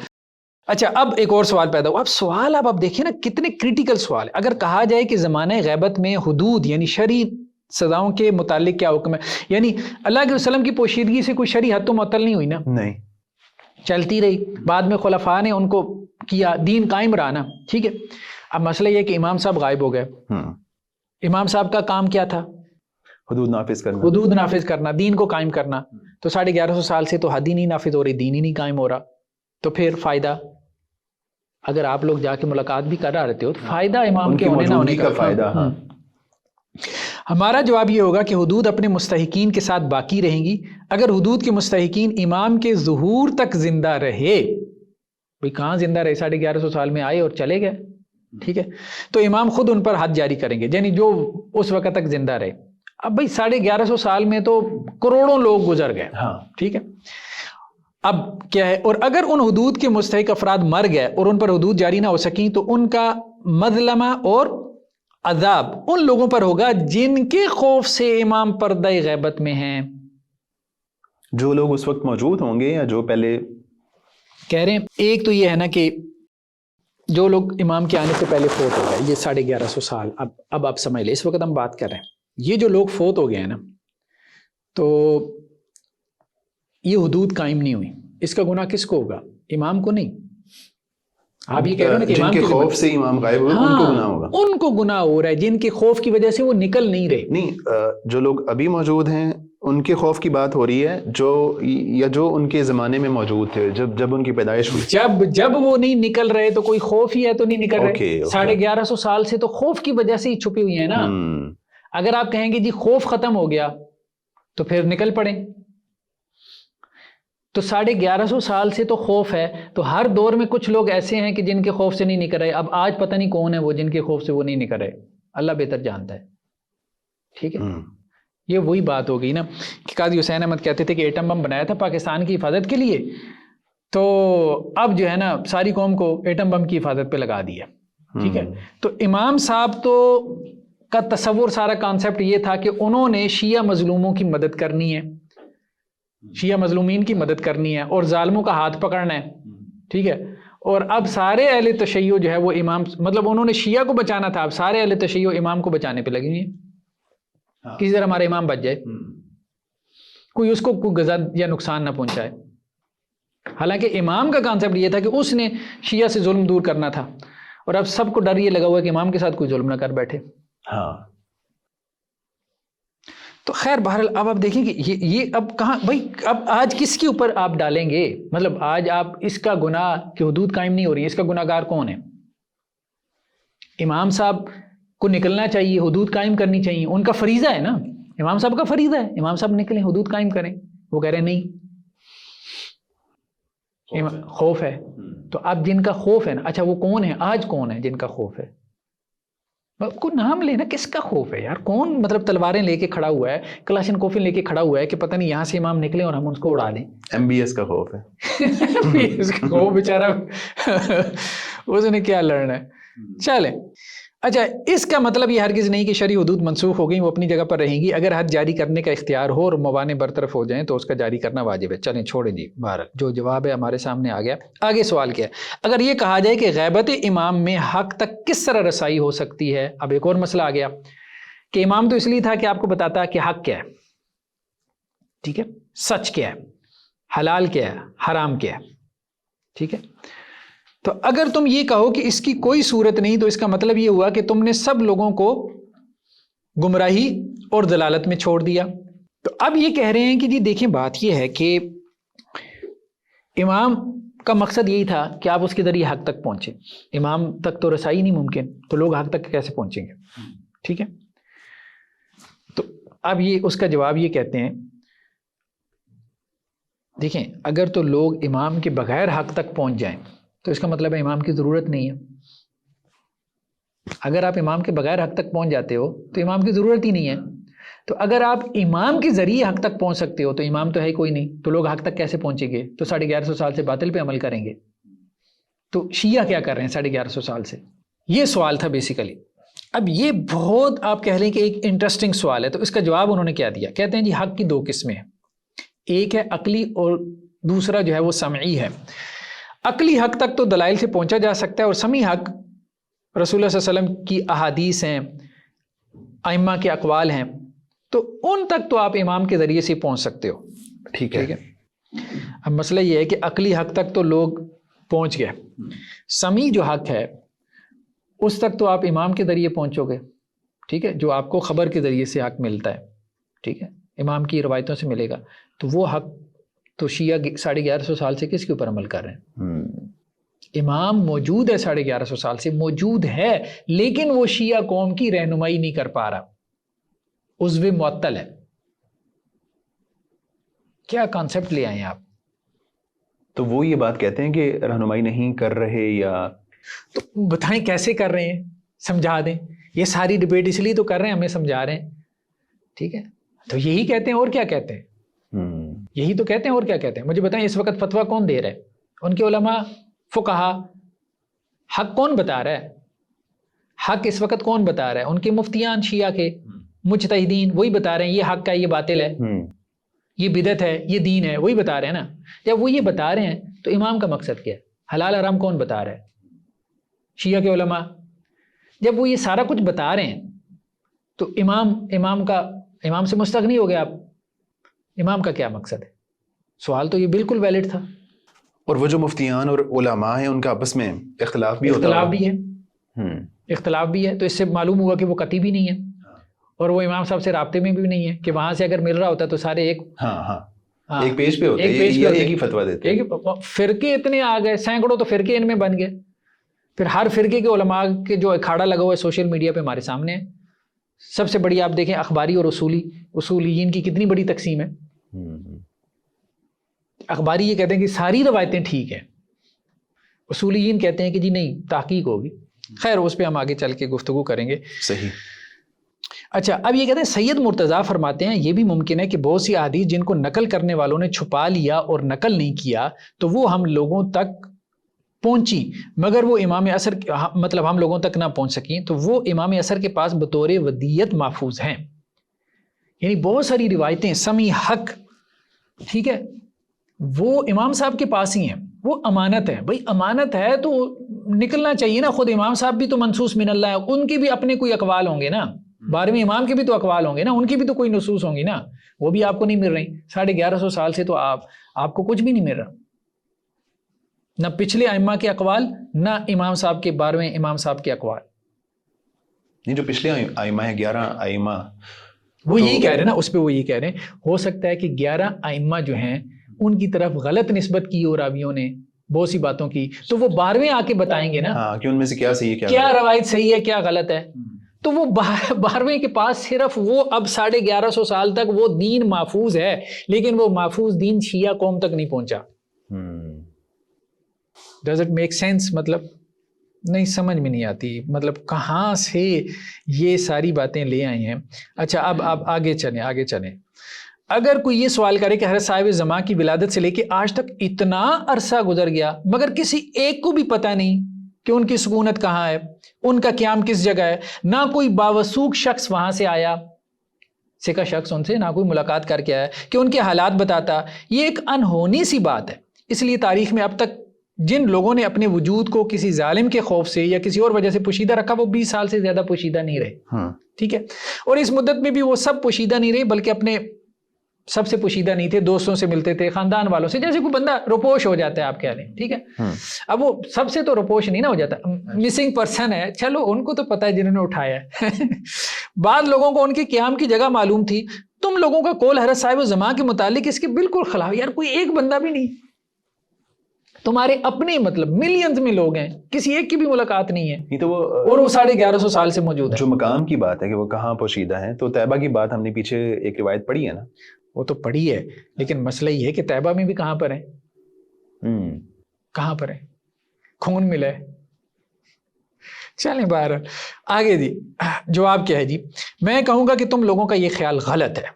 ٹھیک ہے، اب اس طرح سے تقلید سے تو تھوڑا غلط ثابت ہو جاتا ہے. شیعہ امامیہ یہ کہتے ہیں کہ حضرت امام حسن عسکری کے اصحاب میں سے چند لوگوں نے آپ کی حیات میں وہ غیبت صغرا میں دیکھا ہے، اب اس کا حوالہ دے دیا. وہی وہ بھی اب 1100 سال ہو گئے نا غیبت صغرا کو بھی.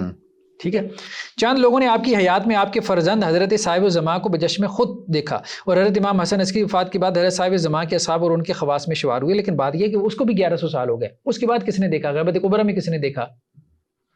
وہ غیبت صغرا کی تو روایتیں آ گئی نا، وہ ہم نے دیکھ لی کہ بعض نے کہا کہ جی میں نے دیکھا ہے، جی بادشاہ کے افسر نے دیکھا، ہاں فلاں نے دیکھا، جعفر کذاب نے دیکھا. اچھا ایک اعتراض یہ ہے کہ ایسی غیبت کسی نے اختیار نہیں کی، یہ خلاف عادت ہے. تو اب وہ کہتے ہیں جی ہاں یہ کیا بات ہوئی، خلافت عادت کی وجہ سے صرف آپ انکار کر دیں گے. حضرت خضر کو دیکھو، حضرت خضر کو دیکھو کب سے غائب ہیں. اب بات یہ ہے کہ یہی اختلافی مسئلہ ہے کہ حضرت خضر آج تک زندہ ہے کہ نہیں ہے. وہ تو ٹھیک ہے بریلویوں نے آج تک زندہ مانا ہوا ہے، ٹھیک ہے، سارے لوگوں کا تھوڑا کنسنسس ہے اہل سنت میں کہ حضرت خضر آج تک زندہ ہے، ٹھیک ہے. اچھا اب یہ پہلے اس کو فرض مانے کہ جی آج تک زندہ ہے. جب آپ ان کو زندہ مانتے ہیں تو ان کو بھی مان لیں. پہلی بات تو یہ کہ یہ ڈیبیٹ ہے کہ وہ فرشتہ تھے یا انسان تھے. ٹھیک ہے، بعض لوگوں نے فرشتہ سمجھ کے ان کو آج تک زندہ مانا ہوا ہے، بعض لوگوں نے کوئی اور مخلوق سمجھ کے ان کو آج تک زندہ مانا ہوا ہے. بات تو انسانوں کی ہو رہی ہے، تو ان کا مسئلہ تو بہت ہی اختلافی ہے، آپ اس کو یہاں دلیل نہیں بنا سکتے. ٹھیک ہے، اور بعض ان کو زندہ مانتی ہی نہیں ہے. اچھا اس کے بعد جو ہے نا وہ یہ کہتے ہیں کہ جی دیکھیں حضرت خضر بھی اچانک آتے ہیں، لوگوں سے ملاقات کرتے ہیں، ٹھیک ہے، اور ملاقات کے بعد بندے کو گمان بھی نہیں ہوتا کہ حضرت خضر تھے. تو اسی طرح ہمارے امام صاحب بھی مل کے چلے جاتے ہیں. یہ تو خضر کے بارے میں کسی کا کوئی یہ عقیدہ تو نہیں ہے نا کہ وہ حدود قائم کریں گے، ہاں، اور یہ سارے معاملات کریں گے، تعلق اور ان ہوگا، کا کام ہے عدل قائم کرنا، پھر ہاں. بھی وہ کیوں نہیں آ رہے. ٹھیک ہے، ایسا تو نہیں ہے.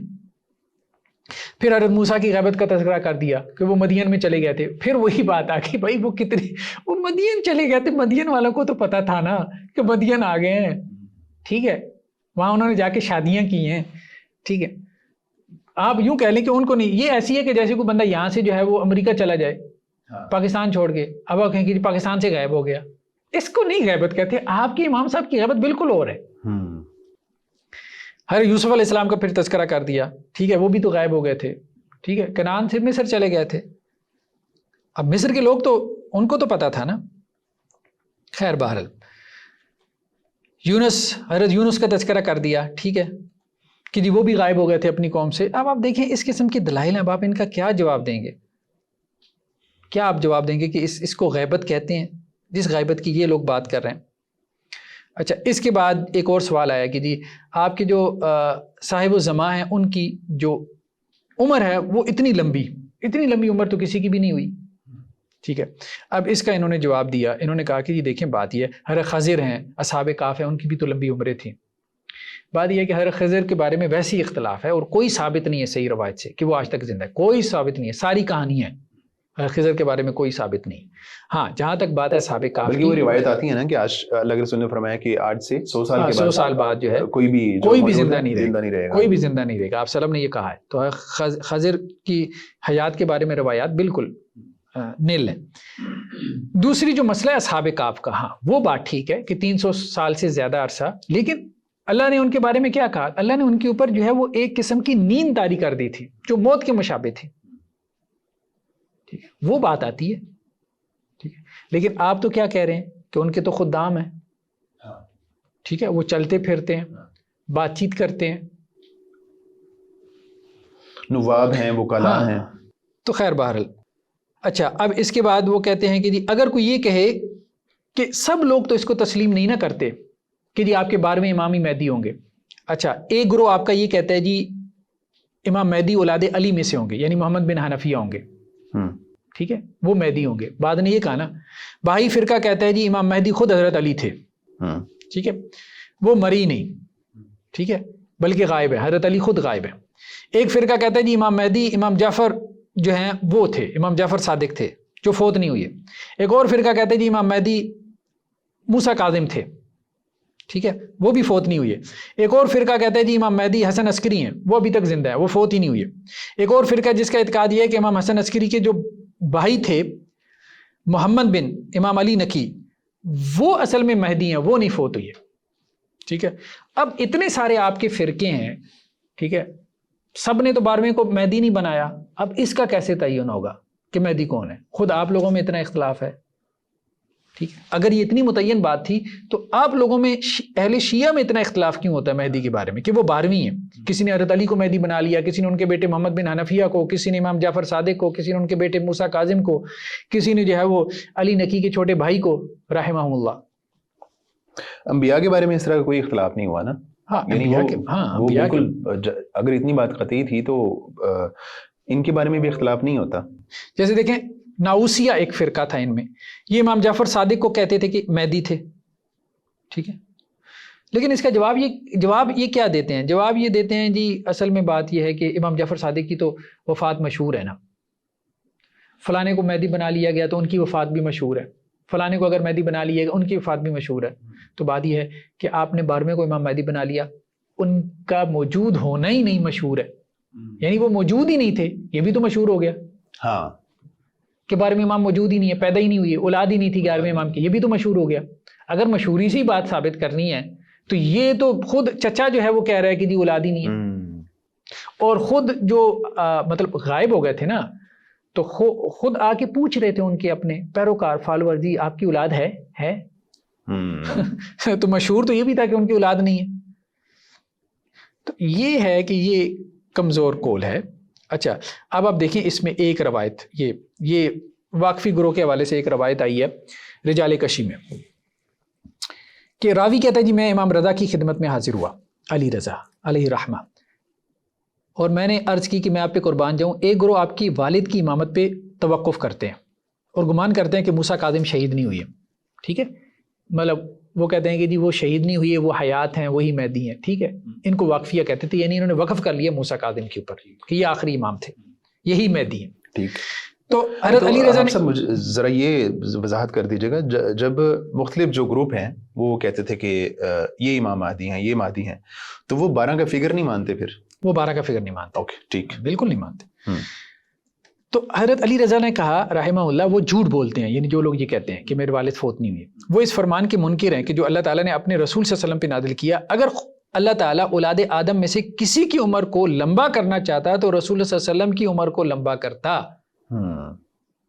اب یہ حضرت علی رضا نے یہ دلیل دی ہے واقفیہ کے خلاف کہ جی وہ کہتے ہیں کہ جی میرے والد کو اللہ نے لمبی عمر دے دی، وہ غیبت میں چلے گئے.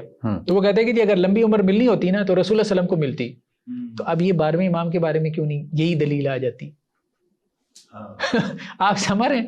یعنی ایک امام اس بنیاد پہ رد کر رہا ہے اپنے والد کے حوالے سے اس موقف کا کہ وہ یہ کہہ رہے ہیں کہ جی آپ کے والد کو لمبی عمر مل گئی، اب قیامت تک وہی امام ہے، لیکن وہ امام غائب ہے. ہاں، لیکن یہ اس بات کو ڈینائی کر رہے ہیں. ڈینائی کر رہے ہیں. دلیل کیا دے رہے ہیں کہ اگر لمبی عمر ملنی ہوتی تو اللہ کے رسول کی ہوتی، اللہ کے رسول کی ہوتی. تو یہی بات 12ویں امام کے بارے میں آپ کہیں گے کہ اگر اتنی لمبی غیبت اگر ہوتی یا اتنی لمبی عمر ہوتی تو پھر اللہ تعالیٰ کو 12واں امام بھیجنے کی ضرورت ہے. بھائی رسول کس لیے تھا؟ پھر رسول کی عمر ہی اللہ تعالیٰ لمبی کر دیتے, قیامت تک کے لیے ان کو ٹھہرا لیتے. ہاں پوائنٹ ہے یہ پوائنٹ تو خود آپ کے امام نے دیا ہے. ملا باقر مجلسی کی جو کتاب ہم دیکھ رہے تھے نا, ہاں اب اسی میں دیکھیں کہ امام مہدی کے حوالے سے انہوں نے جو روایتیں جمع کی. اب ذرا روایتوں کا انالیسس کریں. پہلی بات تو یہ ہے کہ مہدی کے حوالے سے جو وقت کا تعین کیا گیا ہے نا, وہ تعین یہ بتاتا ہے کہ مہدی آ کے چلے گئے. کیسے؟ یہ دیکھیں, اب سب سے پہلی روایت یہ ہے کہ وہ بتا رہے ہیں کہ جی مہدی کا ظہور کب ہوگا. ٹھیک ہے, اس روایت میں بتا رہے ہیں مہدی کا ظہور کب ہوگا. ایک تو یہ ہے کہ مرد اپنی خواہش مردوں سے پوری کریں گے, عورتیں عورتوں سے پوری کریں گی, یہ وہ وقت ہوگا. ٹھیک ہے, ہومو سیکشولیٹی, لیزبین, گیز یہ عام ہو جائیں گے. جھوٹی گواہیاں عام ہو جائیں گی. ٹھیک ہے, صاحبان عدل کی گواہیاں مسترد ہوں گی. انسانوں کا خون معمولی سمجھا جائے گا. زنا جو ہے وہ کثرت سے ہوگا. سود خور ہوں گے. ٹھیک ہے, اشرار کی زبانوں سے لوگ ڈریں گے. یہ ساری آپ کو نظر آ رہا ہوگا کہ جی آج ہی ہے. ٹھیک ہے, لیکن سفیانی شام سے, یمانی یمن سے خروج کریں گے اور بیاباں میں زمین شک ہوگی, اور آل محمد کا ایک نوجوان جس کا نام محمد بن حسن نفس زکیہ ہے, ٹھیک ہے, رکن اور مقام کے درمیان قتل کر دیا جائے گا. ٹھیک ہے, اور آسمان سے ندا آئے گی کہ حق اس میں ہے اور اس کے شیعوں میں ہے, تو اس وقت ہمارا قائم خروج کرے گا. تو ایسا ہوا تھا. محمد بن حسن نفس زکیہ پہ ہم پوری ایپیسوڈ کر چکے ہیں.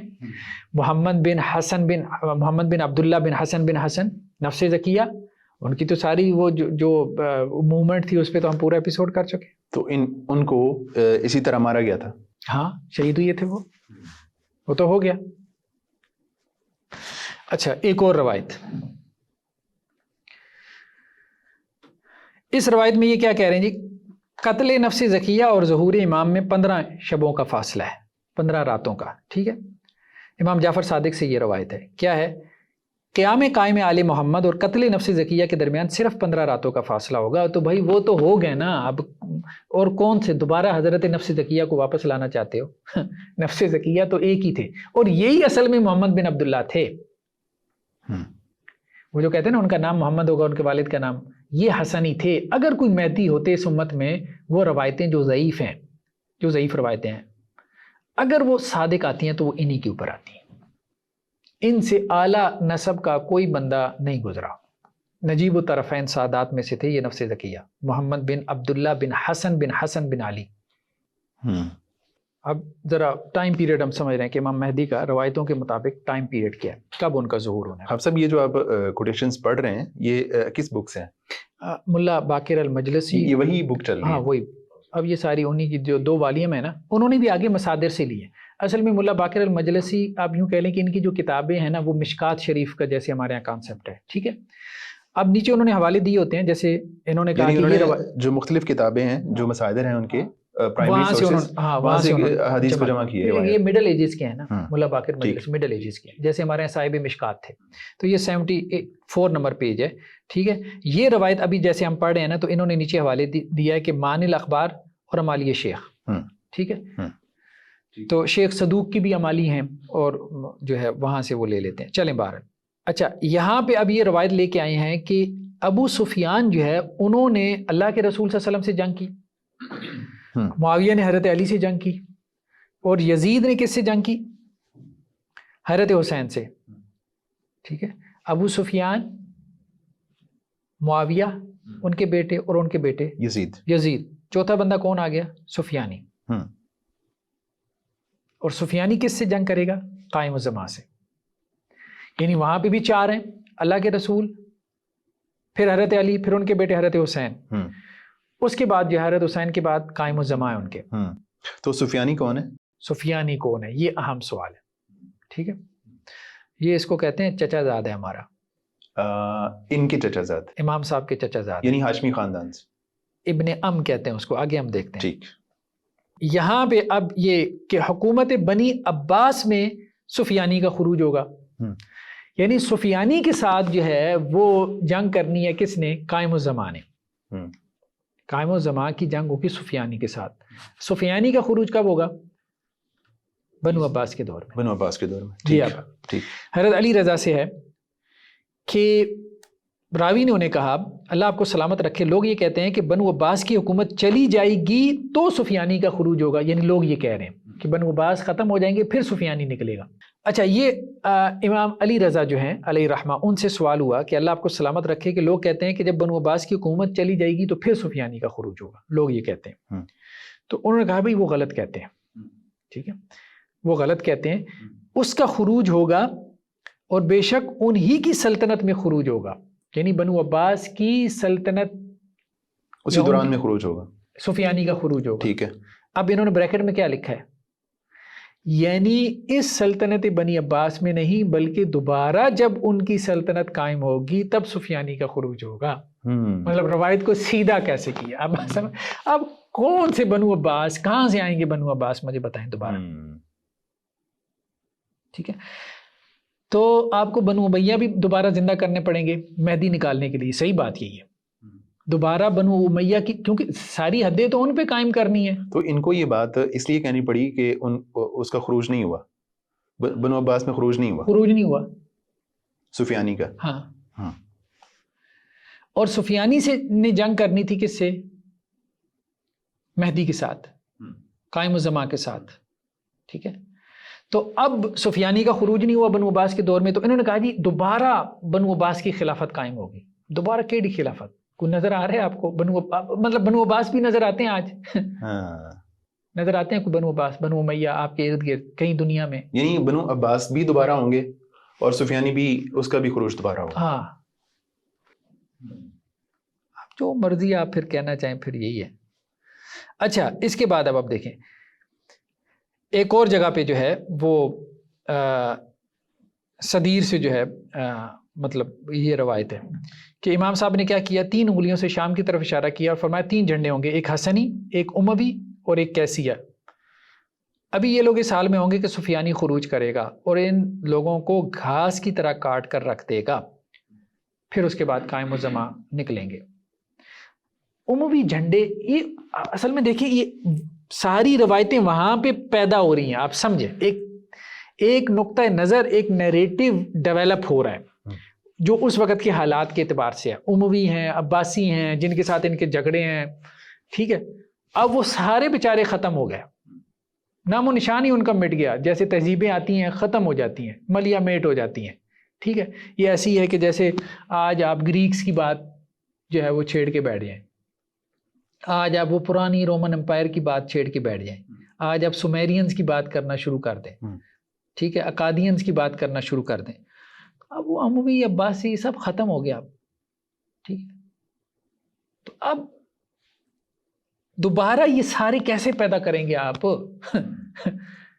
بنو امیہ بھی بنو عباس بھی اور یہ سارے جو آپ کے ائمہ کے دور میں پورے حالات تھے جن میں یہ ساری نصوص پیدا ہو رہی تھیں.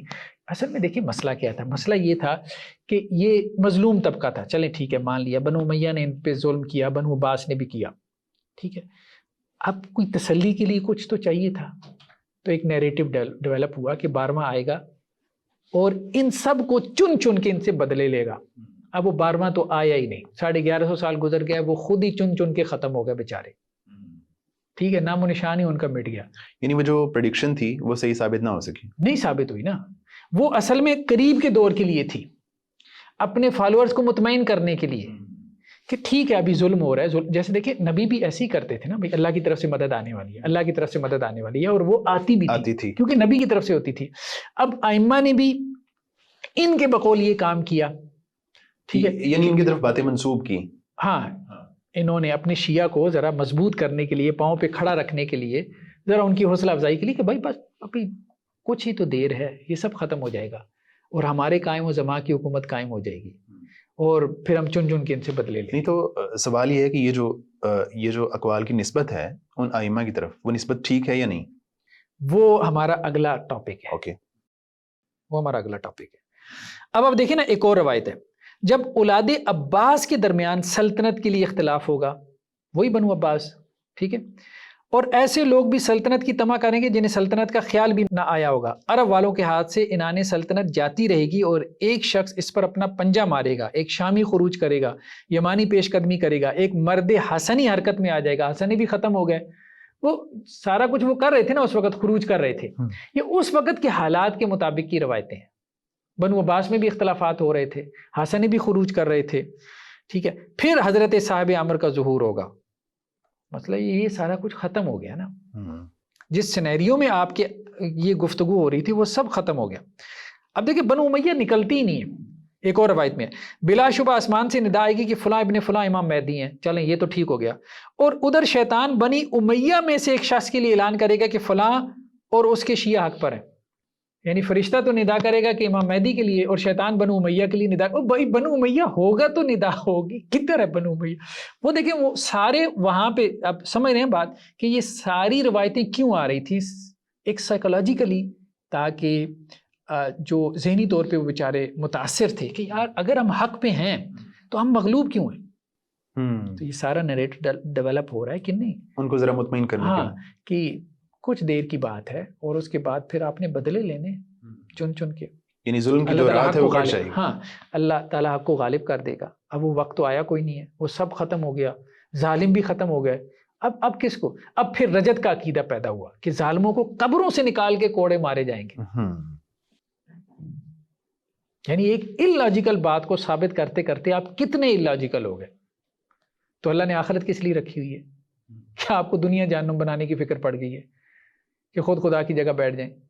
چلیں بہرحال اب آپ دیکھیں کہ جی یہ کہتے ہیں کہ جی جب ہمارا قائم اٹھ کھڑا ہوگا, اللہ برتر و بزرگ ہمارے شیعوں کی ساری مصیبتیں دور کر دے گا. آپ سمجھیں؟ اور ان کے دل فولاد کی مانند ہو جائیں گے. ایک ایک شخص میں 40 آدمیوں کی طاقت ہوگی اور روئے زمین پہ وہی حاکم ہوں گے. وہی تسلی والی بات ہے, تسلی والی بات ہے. ٹھیک ہے. اچھا جی, اب اس کے بعد ایک اور روایت ہے ہمارے سامنے. اس روایت میں کیا ہے کہ قائم و دماء آ کے کریں گے کیا؟ تو راوی نے کہا کہ جی کیا وہ حضرت علی کی سیرت پہ عمل کریں گے؟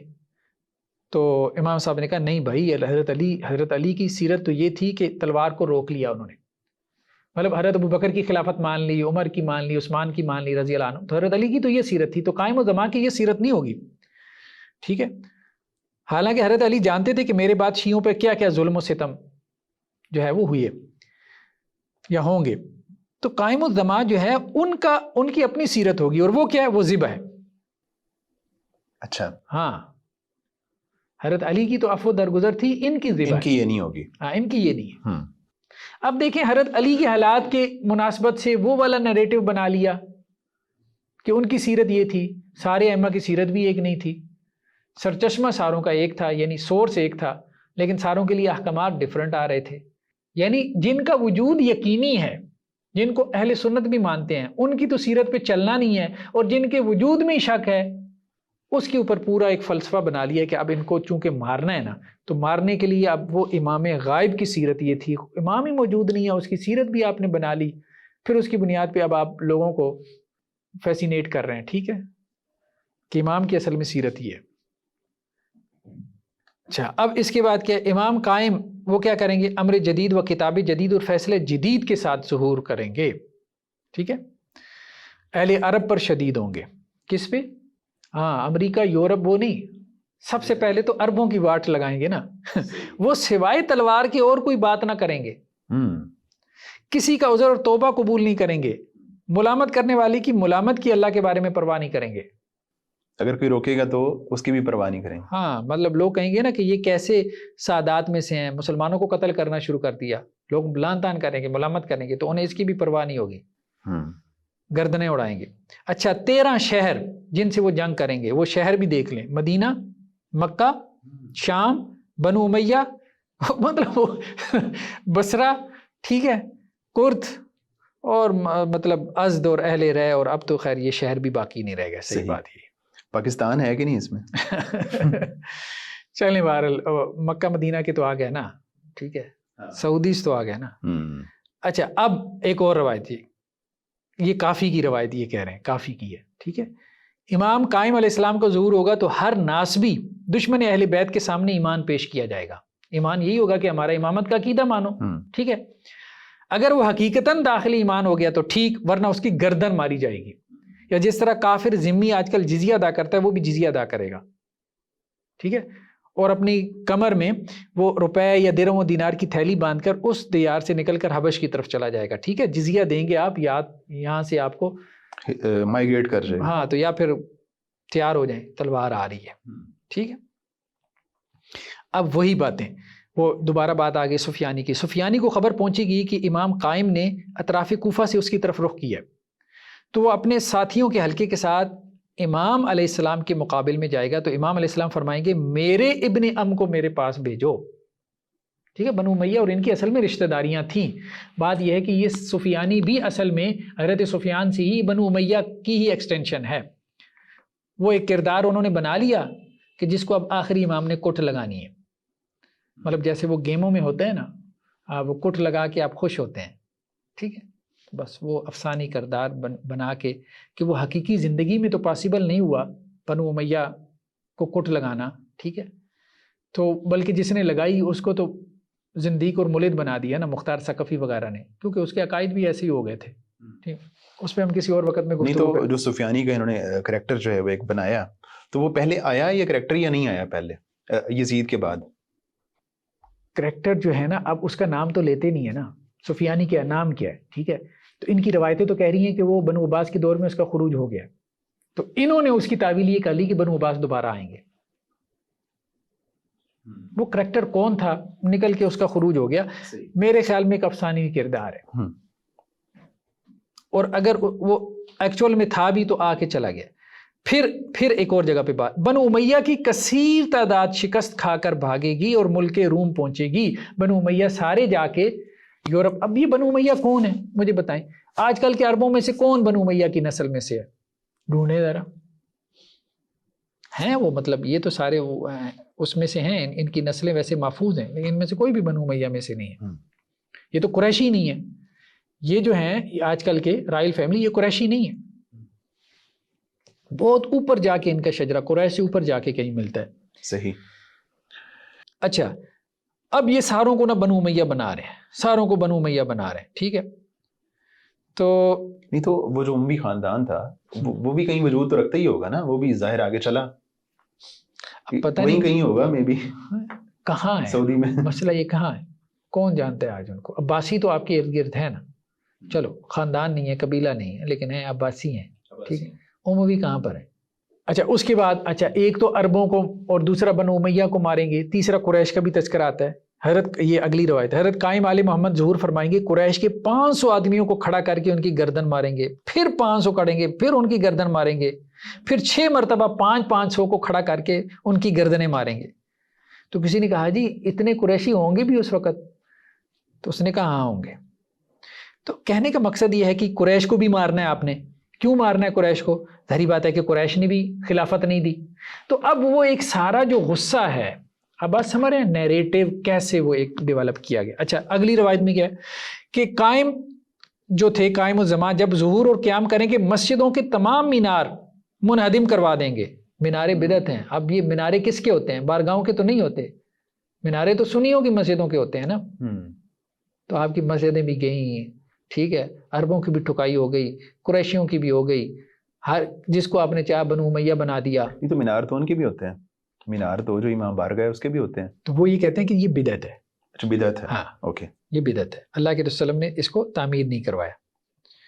اچھا، اب کیسے پتہ چلے گا کہ جی وہ امام مہدی ہیں؟ کہتے ہیں جی لوگ سو رہے ہوں گے تو ان کے تکیے کے نیچے ایک رکا برآمد ہوگا، رکا، ٹھیک ہے، جس پہ تحریر ہوگا طاعت معروفہ. مطلب عجیب و غریب قسم کی باتیں ہیں. اب بس اب بندہ کیا کہے، یہ ہوگا وہ ہوگا. بہت زیادہ ایگزیجریشن ہے، بہت زیادہ ایگزیجریشن ہے. اب اس میں نہ کوفہ سے باہر نکلتے ہیں، نہ کربلا سے باہر نکلتے ہیں، نہ بنو عباس سے، نہ بنو امیہ سے. وہ سارا اسی کے اندر، نہ آج وہ کوفہ ہے، نہ آج وہ کربلا ہے، نہ آج وہ بنو امیہ ہے، نہ وہ بنو عباس ہے. اچھا، یہاں پہ پھر ایک اور روایت ہے، جب قائم ظہور کریں گے، ٹھیک ہے، تو یہ ہوگا. اب کہتے ہیں جی ایک شخص اتنی طویل عمر پائے گا کہ ایک ایک شخص کے 1000 فرزند پیدا ہوں گے، ایک ایک بندے کے 1000 بیٹے ہوں گے. ٹھیک ہے، مسجد کوفہ سے باہر ایک ایسی مسجد آپ تعمیر کریں گے جس کے 1000 دروازے ہوں گے. کوفے کے مکانات نہر کربلا سے متصل ہو جائیں گے، فلاں فلاں فلاں لوگوں کو جمعہ پڑھنے کے لیے جگہ نہیں ملے گی، یہ ہوگا وہ ہوگا۔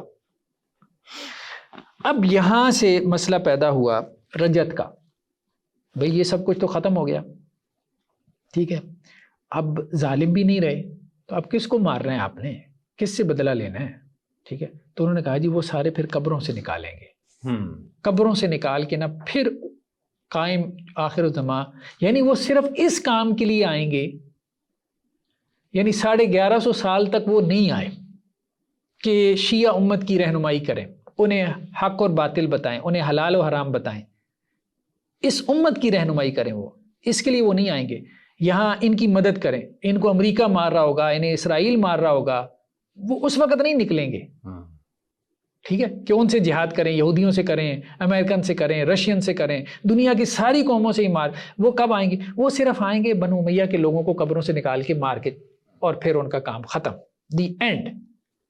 یہ سب سے بڑے دشمن وہ اموی خاندان یا بنی امیہ ہی ہیں، وہ مر گئے یار، کھپ گئے، اللہ کی طرف سے جو ان کو عذاب مل رہا ہوگا، ہاں اگر وہ عذاب کے ظلم کیا ہے مستحق تو، ہیں، ہاں، تو آپ کے جو امام صاحب ان کو زیادہ دے دیں گے، اور یہ اللہ کا کام ہے، یہ آپ کے امام صاحب کا کام ہے، ان کا کام تو یہ ہے کہ جو مسلمانوں پہ ظلم ہو رہا ہے حضرت حسین جس اس کے ساتھ نظریے کے ساتھ نکلے تھے کہ یہ ظالم حکمران ہے، تو وہ ظالم حکمرانوں کے خلاف تو نہیں کریں گے، جو 1200 سال پہلے ظلم کر کے چلے گیا ان کو قبروں سے نکال کے انہیں کہیں گے بھئی تم نے کیوں ظلم کیا تھا، اور جو آج ظلم کر رہے ہیں مسلمانوں پہ، اسرائیل کیا کر رہا ہے فلسطین، ان کو وہ کچھ نہیں کہیں گے، حالانکہ یہ ظلم جو ہے اس سے بھی کہیں بڑا ظلم ہے، اصل ظلم یہی ہے۔ ہاں عجیب ہے، بس سمجھ نہیں آتی کیا مان کے بیٹھے ہوئی ہیں۔ اچھا، اب یہ کہتے ہیں جی یہ رجت کا عقیدہ، رجت کا عقیدہ امام جعفر صادق سے روایت ہے کہ سب سے پہلے جس کے لیے زمین یعنی قبر شک ہوگی، دنیا میں دوبارہ رجت کرے گی، وہ حضرت حسین ہوں گے، حضرت حسین قبر سے نکلیں گے قیامت سے پہلے، دوبارہ زندہ ہوں گے حضرت حسین رضی اللہ عنہ، یہ عقیدہ ہے ان کا۔ رجت عام نہیں ہوگی بلکہ خاص لوگوں کی رجت ہوگی، صرف خالص مومن اور خالص مشرک کی دنیا میں دوبارہ رجت ہوگی، ٹھیک ہے۔ اچھا جی، رجت کا ذکر قرآن میں بھی ہے، چلیں جی دلیل دیکھ لیں، وَلَنُذِيقَنَّهُم مِّنَ الْعَذَابِ الْأَدْنَىٰ دُونَ الْعَذَابِ الْأَكْبَرِ، بڑے عذاب سے پہلے ہم انہیں چھوٹا عذاب چکھائیں گے، تو وہ کہتے ہیں جی چھوٹا عذاب اصل میں یہ ہے دوبارہ دنیا میں، او بھائی اس سے مراد چھوٹے عذاب سے یہ ہے کہ اللہ تعالیٰ جو دنیا میں قوموں کے اوپر عذاب بھیجتا رہا ہے، یہ وہ عذاب ہے، یہ تھوڑی ہے کہ جی قائم و زمان آئیں اور قبروں سے نکال کے، اللہ کو اس کی کوئی ضرورت ہے کہ قائم و زمان بھیجیں اور قبروں سے نکال کے عذاب دیں؟ اللہ اس سے پہلے عذاب نہیں، عذاب کا کوڑا پچھلی قوموں پہ اللہ نے اس کے لیے کوئی قائم و زمان بھیجا ہے؟ اللہ تعالیٰ فرشتہ بھیجتا رہے، حضرت جبریل آتے تھے عذاب لے کے، ٹھیک، اور جبکہ وہ اس دنیا سے جا بھی چکے ہیں، ہاں، تو اس سے مراد یہ عذاب تھا۔ امام جعفر صادق نے بھی یہی کہا علیہ رحمہ کے اس آیت میں عذاب الادنیٰ سے مراد رجت کے زمانے کا عذاب ہے، ٹھیک ہے۔ اب اگلی روایت دیکھیں، اس میں کہ سب سے پہلے حضرت حسین اور یزید لعین کی رجت ہوگی، حضرت حسین رضی اللہ عنہ اور یزید اس کی رجت ہوگی۔ اچھا، اب مطلب یزید کو بھی واپس اٹھایا جائے گا نا، بلا شبہ سب سے پہلے جو لوگ زندہ ہو کے دنیا میں واپس آئیں گے حضرت حسین اور ان کے اصحاب، اور یزید ملعون اور اس کے ساتھی ہوں گے، اور جس طرح ان لوگوں نے ان کو قتل کیا بالکل اسی طرح یہ لوگ ان کو قتل کریں گے۔ عجیب یار، عجیب، انٹرسٹنگ، یعنی دنیا میں جب آپ جیسے وہ ایک بچہ ہوتا ہے نا، ٹھیک ہے، وہ جب محلے میں کٹ کھاتا ہے نا، ٹھیک ہے، مطلب دوسرے بچے اس کو مارتے ہیں تو وہ پھر کیا کرتا ہے، میں یہ کروں گا، میں وہ تڑیاں لگانا، جسے ہمارے تڑیاں لگاتا ہے وہ، میں یہ بڑے بھائی کو بلاؤں گا، میں یہ کر دوں گا، میں وہ کر دوں گا، ٹھیک ہے۔ تو اب مسئلہ یہ ایک نفسیاتی کنڈیشن ہے، بس اس کے علاوہ یہ کچھ بھی نہیں ہے، یہ جو سب کچھ آپ کو روایتوں میں نظر آ رہا ہے، لیکن اس کو عقیدہ بنا لیا گیا۔ یعنی ہم مطلب یہ بات نہیں کہہ سکتے کہ یہی والی باتیں ان آئمہ نے کہی ہوں گی، ان آئمہ نے یہ باتیں نہیں کہیں، یہ ہمارا اگلا ایپیسوڈ ہوگا انشاءاللہ سے، لیکن کیا اس کی ضرورت تھی ان باتوں کی؟ تو ہم کہہ رہے ہیں ہاں، یہ سمجھ میں آتا ہے، وہ جس طرح سے ان کے ساتھ ظلم یا زیادتی، اب ٹھیک ہے ایگزیجریٹ کرتے ہوں گے، زیادہ ہو گئی، ٹھیک ہے، لیکن جس طرح سے ان کے ساتھ زیادتی ہو رہی تھی، ٹھیک ہے، ان کے ائمہ کے ساتھ بھی، ٹھیک ہے، اس اعتبار سے اس قسم کی باتیں یہ انسان کی ایک نفسیاتی ضرورت بن جاتی ہے اپنے آپ کو مطمئن کرنے کے لیے. تو ضرورت اس کی تھی اسپیشلی اس ٹائم پہ کہ جب وہ مطلب سپیریئر سمجھ رہے ہوں اپنے آپ کو, اس ٹائم پہ زیادہ ضرورت بن جاتی ہے مے بی. لیکن اگر اس کو ایک ضرورت ہی سمجھا جاتا ہے نا کہ وقتی طور پہ ہمارے لوگوں نے اپنے لوگوں کو مطمئن کرنے کے لیے اس قسم کی باتیں کی, ٹھیک ہے, تاکہ نفسیاتی طور پہ انہیں اطمینان حاصل ہو اور وہ زیادہ اس میں نہ چلے جائیں, بے صبری میں اور اس میں نہ چلے جائیں. کہ جیسے وہ حسنی کیا کر رہے تھے, خروج کر رہے تھے نا, تو یہ بھی بے صبری میں خود سے نکل کے خروج نہ کر لیں, اپنے آپ کو زیادہ نقصان نہ پہنچا لیں. تو ایسے میں کوئی ایسی ان کو فکر دے دینا کہ جس سے وہ مطمئن ہو کے بیٹھے رہیں, وہ پھر اللہ تعالیٰ خود ہی ان کو لے جائے ظالموں کو اور وہ خود ہی ختم ہو جائیں, تو یہ ایک بڑے فتنے اور آزمائش سے بچ جائیں. ٹھیک ہے, تو ایسے میں اگر ان کے کوئی بڑوں نے ایسی باتیں کی تو ان کو اگر ایک وقتی حل کے طور پہ لے لیتے تو شاید اس کی گنجائش نکلتی تھی. صحیح. لیکن اس کو ایک عقیدہ بنا کے اس کو قیامت تک کے لیے یہ جو چلا لیا ہے, یہ ٹھیک نہیں ہوا. خیر بار کہتے ہیں جی پھر منتصر یعنی حضرت حسین رضی اللہ عنہ وہ رجت فرمائیں گے اور اپنے اصحاب کے خون کا انتقام لیں گے, دشمنوں کو قتل کریں گے, قید کریں گے, یہاں تک کہ لوگ کہنے لگیں گے کہ اگر یہ ذریت انبیاء میں سے ہوتے تو ہرگز اس قدر قتل نہ کرتے. اچھا, وہی نا, ملامت کرنے کے ملامت کی پرواہ نہیں کریں گے, خوب ماریں گے, ڈٹ کے ماریں گے.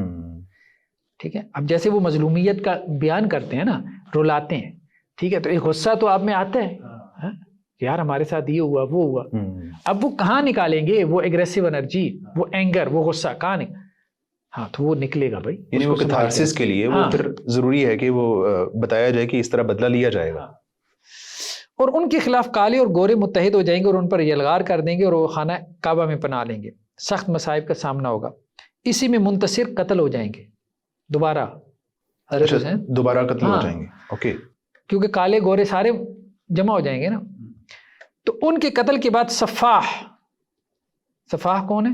صفاح ویسے تو کہتے ہیں خون بہانے والا, امیر المومنین حضرت علی بھی واپس آئیں گے, غضبناک ہو کے خروج فرمائیں گے اور ہمارے تمام دشمنوں کو قتل کر ڈالیں گے. اب مسئلہ یہ تھا کہ جب سارا کچھ بتاتے ہیں کہ حضرت علی سے خلافت چھن گئی, فلاں ہوا, یہ ہوا, مظلومیت کا رونا روتے ہیں, تو اب بات تو بنتی ہے بھائی شیر خدا ہے, سارا کچھ ہے, اب کیا ہے, ہاں بھائی آئیں گے, شیر خدا واقعات آئیں گے اور سارا کچھ کریں گے.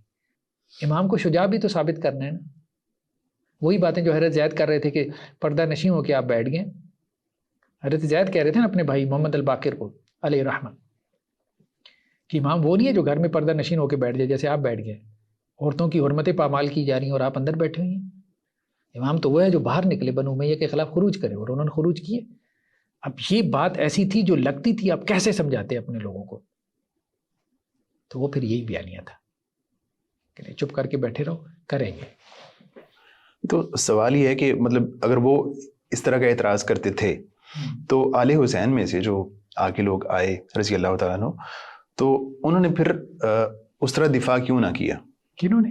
مطلب آپ نے بتایا نا پچھلے ایپیسوڈز میں ہم نے ڈسکس کیا کہ وہ مطلب انہوں نے مسند تدریس یا فتاوی یہ والا معاملہ سنبھال لیا, تو اس طرح مطلب انہوں نے میدان قتال میں کیوں نہ نکلے, جہاد کیوں نہ کیا, جنگ کیوں نہ کی؟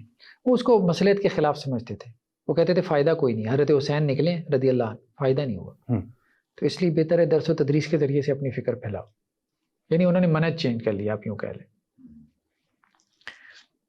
اچھا یہاں تک بھی دیکھیں, مطلب یہ اب دیکھیں ہمارے قائم الزماں کا ظہور ہوگا. ٹھیک ہے, یہ ایک اور روایت لے کے آئے ہیں ملا باقر مجلسی, جناب فاطمہ زہرا کا انتقام لیا جائے گا. ٹھیک ہے, امام باقر سے لے کے آئے ہیں. ٹھیک ہے, تو حمیرہ ان کے پاس لائی جائے گی, حضرت عائشہ رضی اللہ عنہ معاذ اللہ, وہ اس پر حد جاری کریں گے. اور فاطمہ بنت محمد ٹھیک ہے صلی اللہ علیہ وسلم رضی اللہ عنہ, ان کا انتقام لیں گے. مطلب اب دیکھیں کہ کہاں تک یہ لوگ پہنچے ہوئے ہیں, کہاں تک پہنچے ہوئے ہیں. ام المومنین ازواج مطہرات کہ ان کو قبروں سے کھڑا کر کے جو ہے وہ امام مہدی امہات المومنین کے اوپر, مطلب وہ اس کام کے لیے آئیں گے, رسول اللہ صلی اللہ علیہ وسلم کی ازواج پہ حدیں قائم کرنے کے لیے وہ آئیں گے. عجیب لوگ ہیں, کیا بندہ کہے ان کو. اچھا یہ کہتے ہیں جی رجت متواتر احادیث سے ثابت ہے. ٹھیک ہے, یہ کہتے ہیں کہ جی رجت میں کیسے شک ہو سکتا ہے, 200 صریح حدیثیں ہیں, 40 بڑے بڑے ہمارے ثقات اور علماء اعلام نے ذکر کی ہیں. کلینی نے، شیخ صدوق نے، ابو جعفر طوسی نے، شیخ مفید نے، فلانے نے فلانے نے فلانے نے، کشی نے. تو حافظ صاحب مطلب حضرت عائشہ رضی اللہ تعالیٰ عنہ کا تذکرہ آیا تو ایک ضمناً ایک سوال یہ ہے کہ حضرت عائشہ رضی اللہ تعالیٰ عنہ سے متعلق ظاہر ہے کہ سورہ نور میں، قرآن میں کئی آیات ان کی حرمت سے متعلق، تقدیس سے متعلق نازل ہوئیں. تو پھر ان آیات کا کیا ویٹیج ہے ان کے ہاں، جو وہ آیات جو حضرت عائشہ رضی اللہ تعالیٰ عنہ کی اتنی زیادہ حرمت بیان کرتی ہیں، تو جب قرآن ان کی اتنی تقدیس کرتا ہے تو پھر جو ہے ان کو اتنا بڑا ایک ملزمہ بنا کے پیش کرنا؟ ان میں سے سارے ایسے نہیں ہیں، سارے ان میں سے ایسے نہیں ہیں، ٹھیک ہے. کچھ ازواج کا احترام بھی کرتے ہیں، کچھ اہل تشیع ازواج کا احترام بھی کرتے ہیں، لیکن آپ کہہ لیں میجورٹی جو ہے یا ایک بڑی تعداد ایسے لوگوں کی بھی ہے کہ جو احترام نہیں کرتے. اچھا، ان آیات کی وہ یہ تعویل کر لیتے ہیں، وہ کہتے ہیں جی دیکھیں وہاں یہی کہا ہے نا کہ زانیہ نہیں ہے. تو آپ کی بیوی کو اگر کوئی کہہ دے کہ آپ کی بیوی زانیہ نہیں ہے تو یہ کوئی تعریف تھوڑی ہے. معاذ اللہ یہاں تک بھی کہہ جاتے ہیں. یہ حسن اللہ یاری پچھلے دنوں یہی کہہ رہا تھا، ہاں سوشل میڈیا پہ ایک صاحب کو یہی کہہ رہا تھا.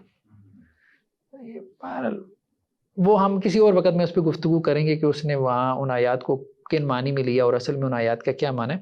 ابھی اصل میں ہماری یہ بات درمیان میں رہ جائے گی. اچھا، ایک اور روایت ہے کہ حضرت قائم آل محمد خروج فرمائیں گے تو ان کے ساتھ ملائکہ مصومین اور مردفین اور منزلین اور پتہ نہیں کون کون سے ملائکہ ان کے ساتھ ہوں گے. ٹھیک ہے.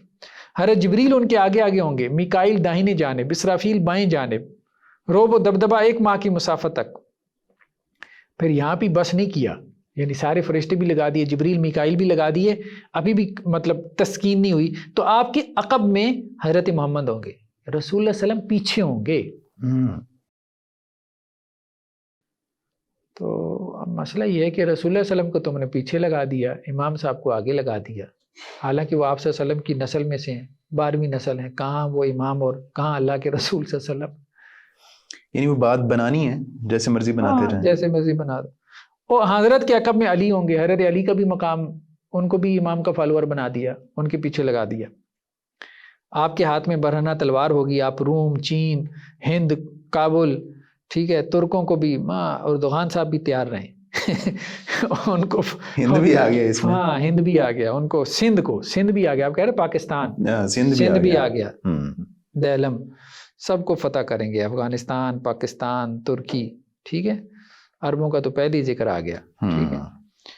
تو اچھا، اب ایک اور مسئلہ یہ ہے کہ روایتیں متضاد قسم کی ہیں مہدی کے بارے میں. اگر آپ دیکھیں نا سیلف کنٹرڈکٹری ہیں، جسے ہم اصول حدیث میں کہتے ہیں مضطرب ہیں. خیر، مثال کے طور پہ ایک مثال آپ لے لیں، کتنا عرصہ رہیں گے. ایک روایت میں ہے جی 7 سال حکومت کریں گے، لیکن یہ 7 سال تمہارے 70 سالوں کے برابر ہوں گے. ٹھیک ہے، نہیں، یہ جو آپ کنٹرڈکشن کی بات کر رہے ہیں یہ مطلب ان کے پرسپیکٹیو سے کہہ رہے ہیں یا اہل سنت کے؟ ان کے اپنے پرسپیکٹیو سے. اب ایک کتنی مدت تک رہیں گے. ٹھیک ہے، ایک روایت میں ہے کہ جی 7 سال رہیں گے، دوسری روایت میں کیا ہے کہ امام قائم کی حکومت 19 سال رہے گی. ایک روایت میں یہ بھی ہے کہ اصحاب کہف جتنی زندگی گزاریں گے، 309 سال. اب مسئلہ یہ ہے کہ روایتیں، اس کا مطلب یہ ہے کہ یہ اس قسم کی جو روایتیں ہیں نا وہ کوئی سر پیر ہی نہیں ہے، جس نے جو چاہا کہہ دیا اور انہوں نے جمع کر دیا رتب و یابے سے، بس اور کچھ بھی نہیں. اچھا، ایک یہ ملا باقر مجلسی کی کتاب ہے اعتقاد الامامیہ، اعتقادات الامامیہ، انہوں نے عقیدے کے اوپر کتاب لکھی ہے. ٹھیک ہے، یہ اس کا ترجمہ کیا ہے شیخ محمد حسین نجفی، یہ اور مفتی جعفر حسین، یہ کافی معروف تھے، تحریک نفاذ فقہ جعفریہ کے سربراہ تھے ہمارے پاکستان میں.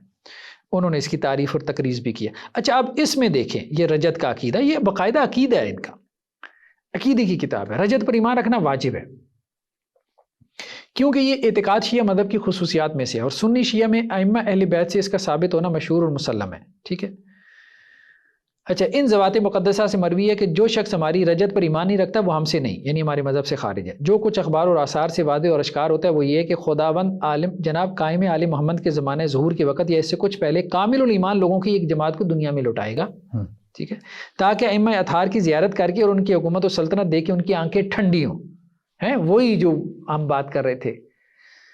اور کفار اور مخالفین کی ایک جماعت کو بھی دنیا میں لایا جائے گا تاکہ آخرت سے پہلے ان سے دنیا میں انتقام لیا جا سکے. بس وہی ہے، سارا کٹ لگانی ہے بس، اور اپنے ہاتھ سے لگانی ہے اور سامنے لگانی ہے. تو اس کے لیے دوبارہ نا ان کو اللہ کی کٹ لگانے سے تو وہ مزہ نہیں نہ آئے گا جو خود اپنے ہاتھوں سے لگانے سے آئے گا. ٹھیک. تو بہرحال اب آپ دیکھیں کہ یہ ان کے عقائد اور نظریات ہیں. اب رجت کا جو عقیدہ ہے، تو یہ آخر میں ایک روایت ہے، یہ کشی کی روایت ہے. ٹھیک ہے، یہ روایت بہت عام ہے. یہ سارے کے اوپر آپ کہہ لیں کہ یہ ایک تبصرہ بجائے ہم کریں تو یہ امام صاحب کی زبانی ایک اس پورے کے اوپر تبصرہ آ جائے. محمد بن عبداللہ بن حسن، یہ وہی تھے محمد جو نفس زکیہ تھے. ٹھیک ہے، یہ پاس سے گزرے، خانہ کعبہ کے طواف کے لیے جا رہے تھے. ٹھیک ہے، تو امام صاحب نے، امام جعفر صادق نے فرمایا اسلم کو، ان کا فالوور تھا، کہ تو ان کو جانتے ہیں؟ تو میں نے کہا جی ہاں. تو یہ محمد بن عبداللہ بن حسن ہے، یہ قیام کرے گا اور حالت خستگی میں مارا جائے گا. یہ امام صاحب نے کہا. ٹھیک ہے، مطلب امام صاحب کے پاس سے جو ہے نا وہ محمد نفس زکیہ کا گزر ہوا، تو انہوں نے اپنے فالوور اسلم سے کہا کہ یہ جو ہے نا خروج کرے گا اور مارا جائے گا. ان کا اپنا ریلیٹیو ہے حضرت حسن کے، آپ کہہ لیں کہ جی وہ پڑپوتا ہے محمد بن عبداللہ بن حسن بن حسن. ٹھیک ہے، ان کا اپنا رشتہ دار ہے. تو یہ امام جعفر صادق نے محمد نفس زکیہ کے اوپر یہ کامنٹ کیا. ٹھیک ہے، کہ یہ بنو امیہ کے خلاف خروج کریں گے اور حسنی ہیں اور یہ مارے جائیں گے. لیکن ساتھ ہی اپنے اس راوی اسلم کو کہا کہ یہ حدیث کسی سے نہ بیان کرنا، یہ تمہارے پاس امانت ہے. ٹھیک ہے. اسلم کہتا ہے کہ میں نے یہ حدیث کیا کی کہ اپنا جو ایک اور جو ہمارا وہ مرید تھا، پیر بھائی آپ کہہ لیں، ٹھیک ہے، معروف بن خربوس، میں نے اس سے بیان کی. امام صاحب نے تو کہا تھا بھائی یہ کسی سے نہ بیان کرنا، تو اس نے اپنے کلاس فیلو سے آپ کہہ لیں کہ وہ بیان کی، معروف سے کر دی. ٹھیک ہے، اور اسے کہا اور اس سے وعدہ لیا، جیسے امام نے اس سے وعدہ لیا تھا کہ آگے کسی سے نہ بیان کرنا، تو اس نے اس سے وعدہ لیا کہ بھائی آگے کسی سے نہیں بیان کرنا. ٹھیک ہے، یہ اسلم نے کام کیا.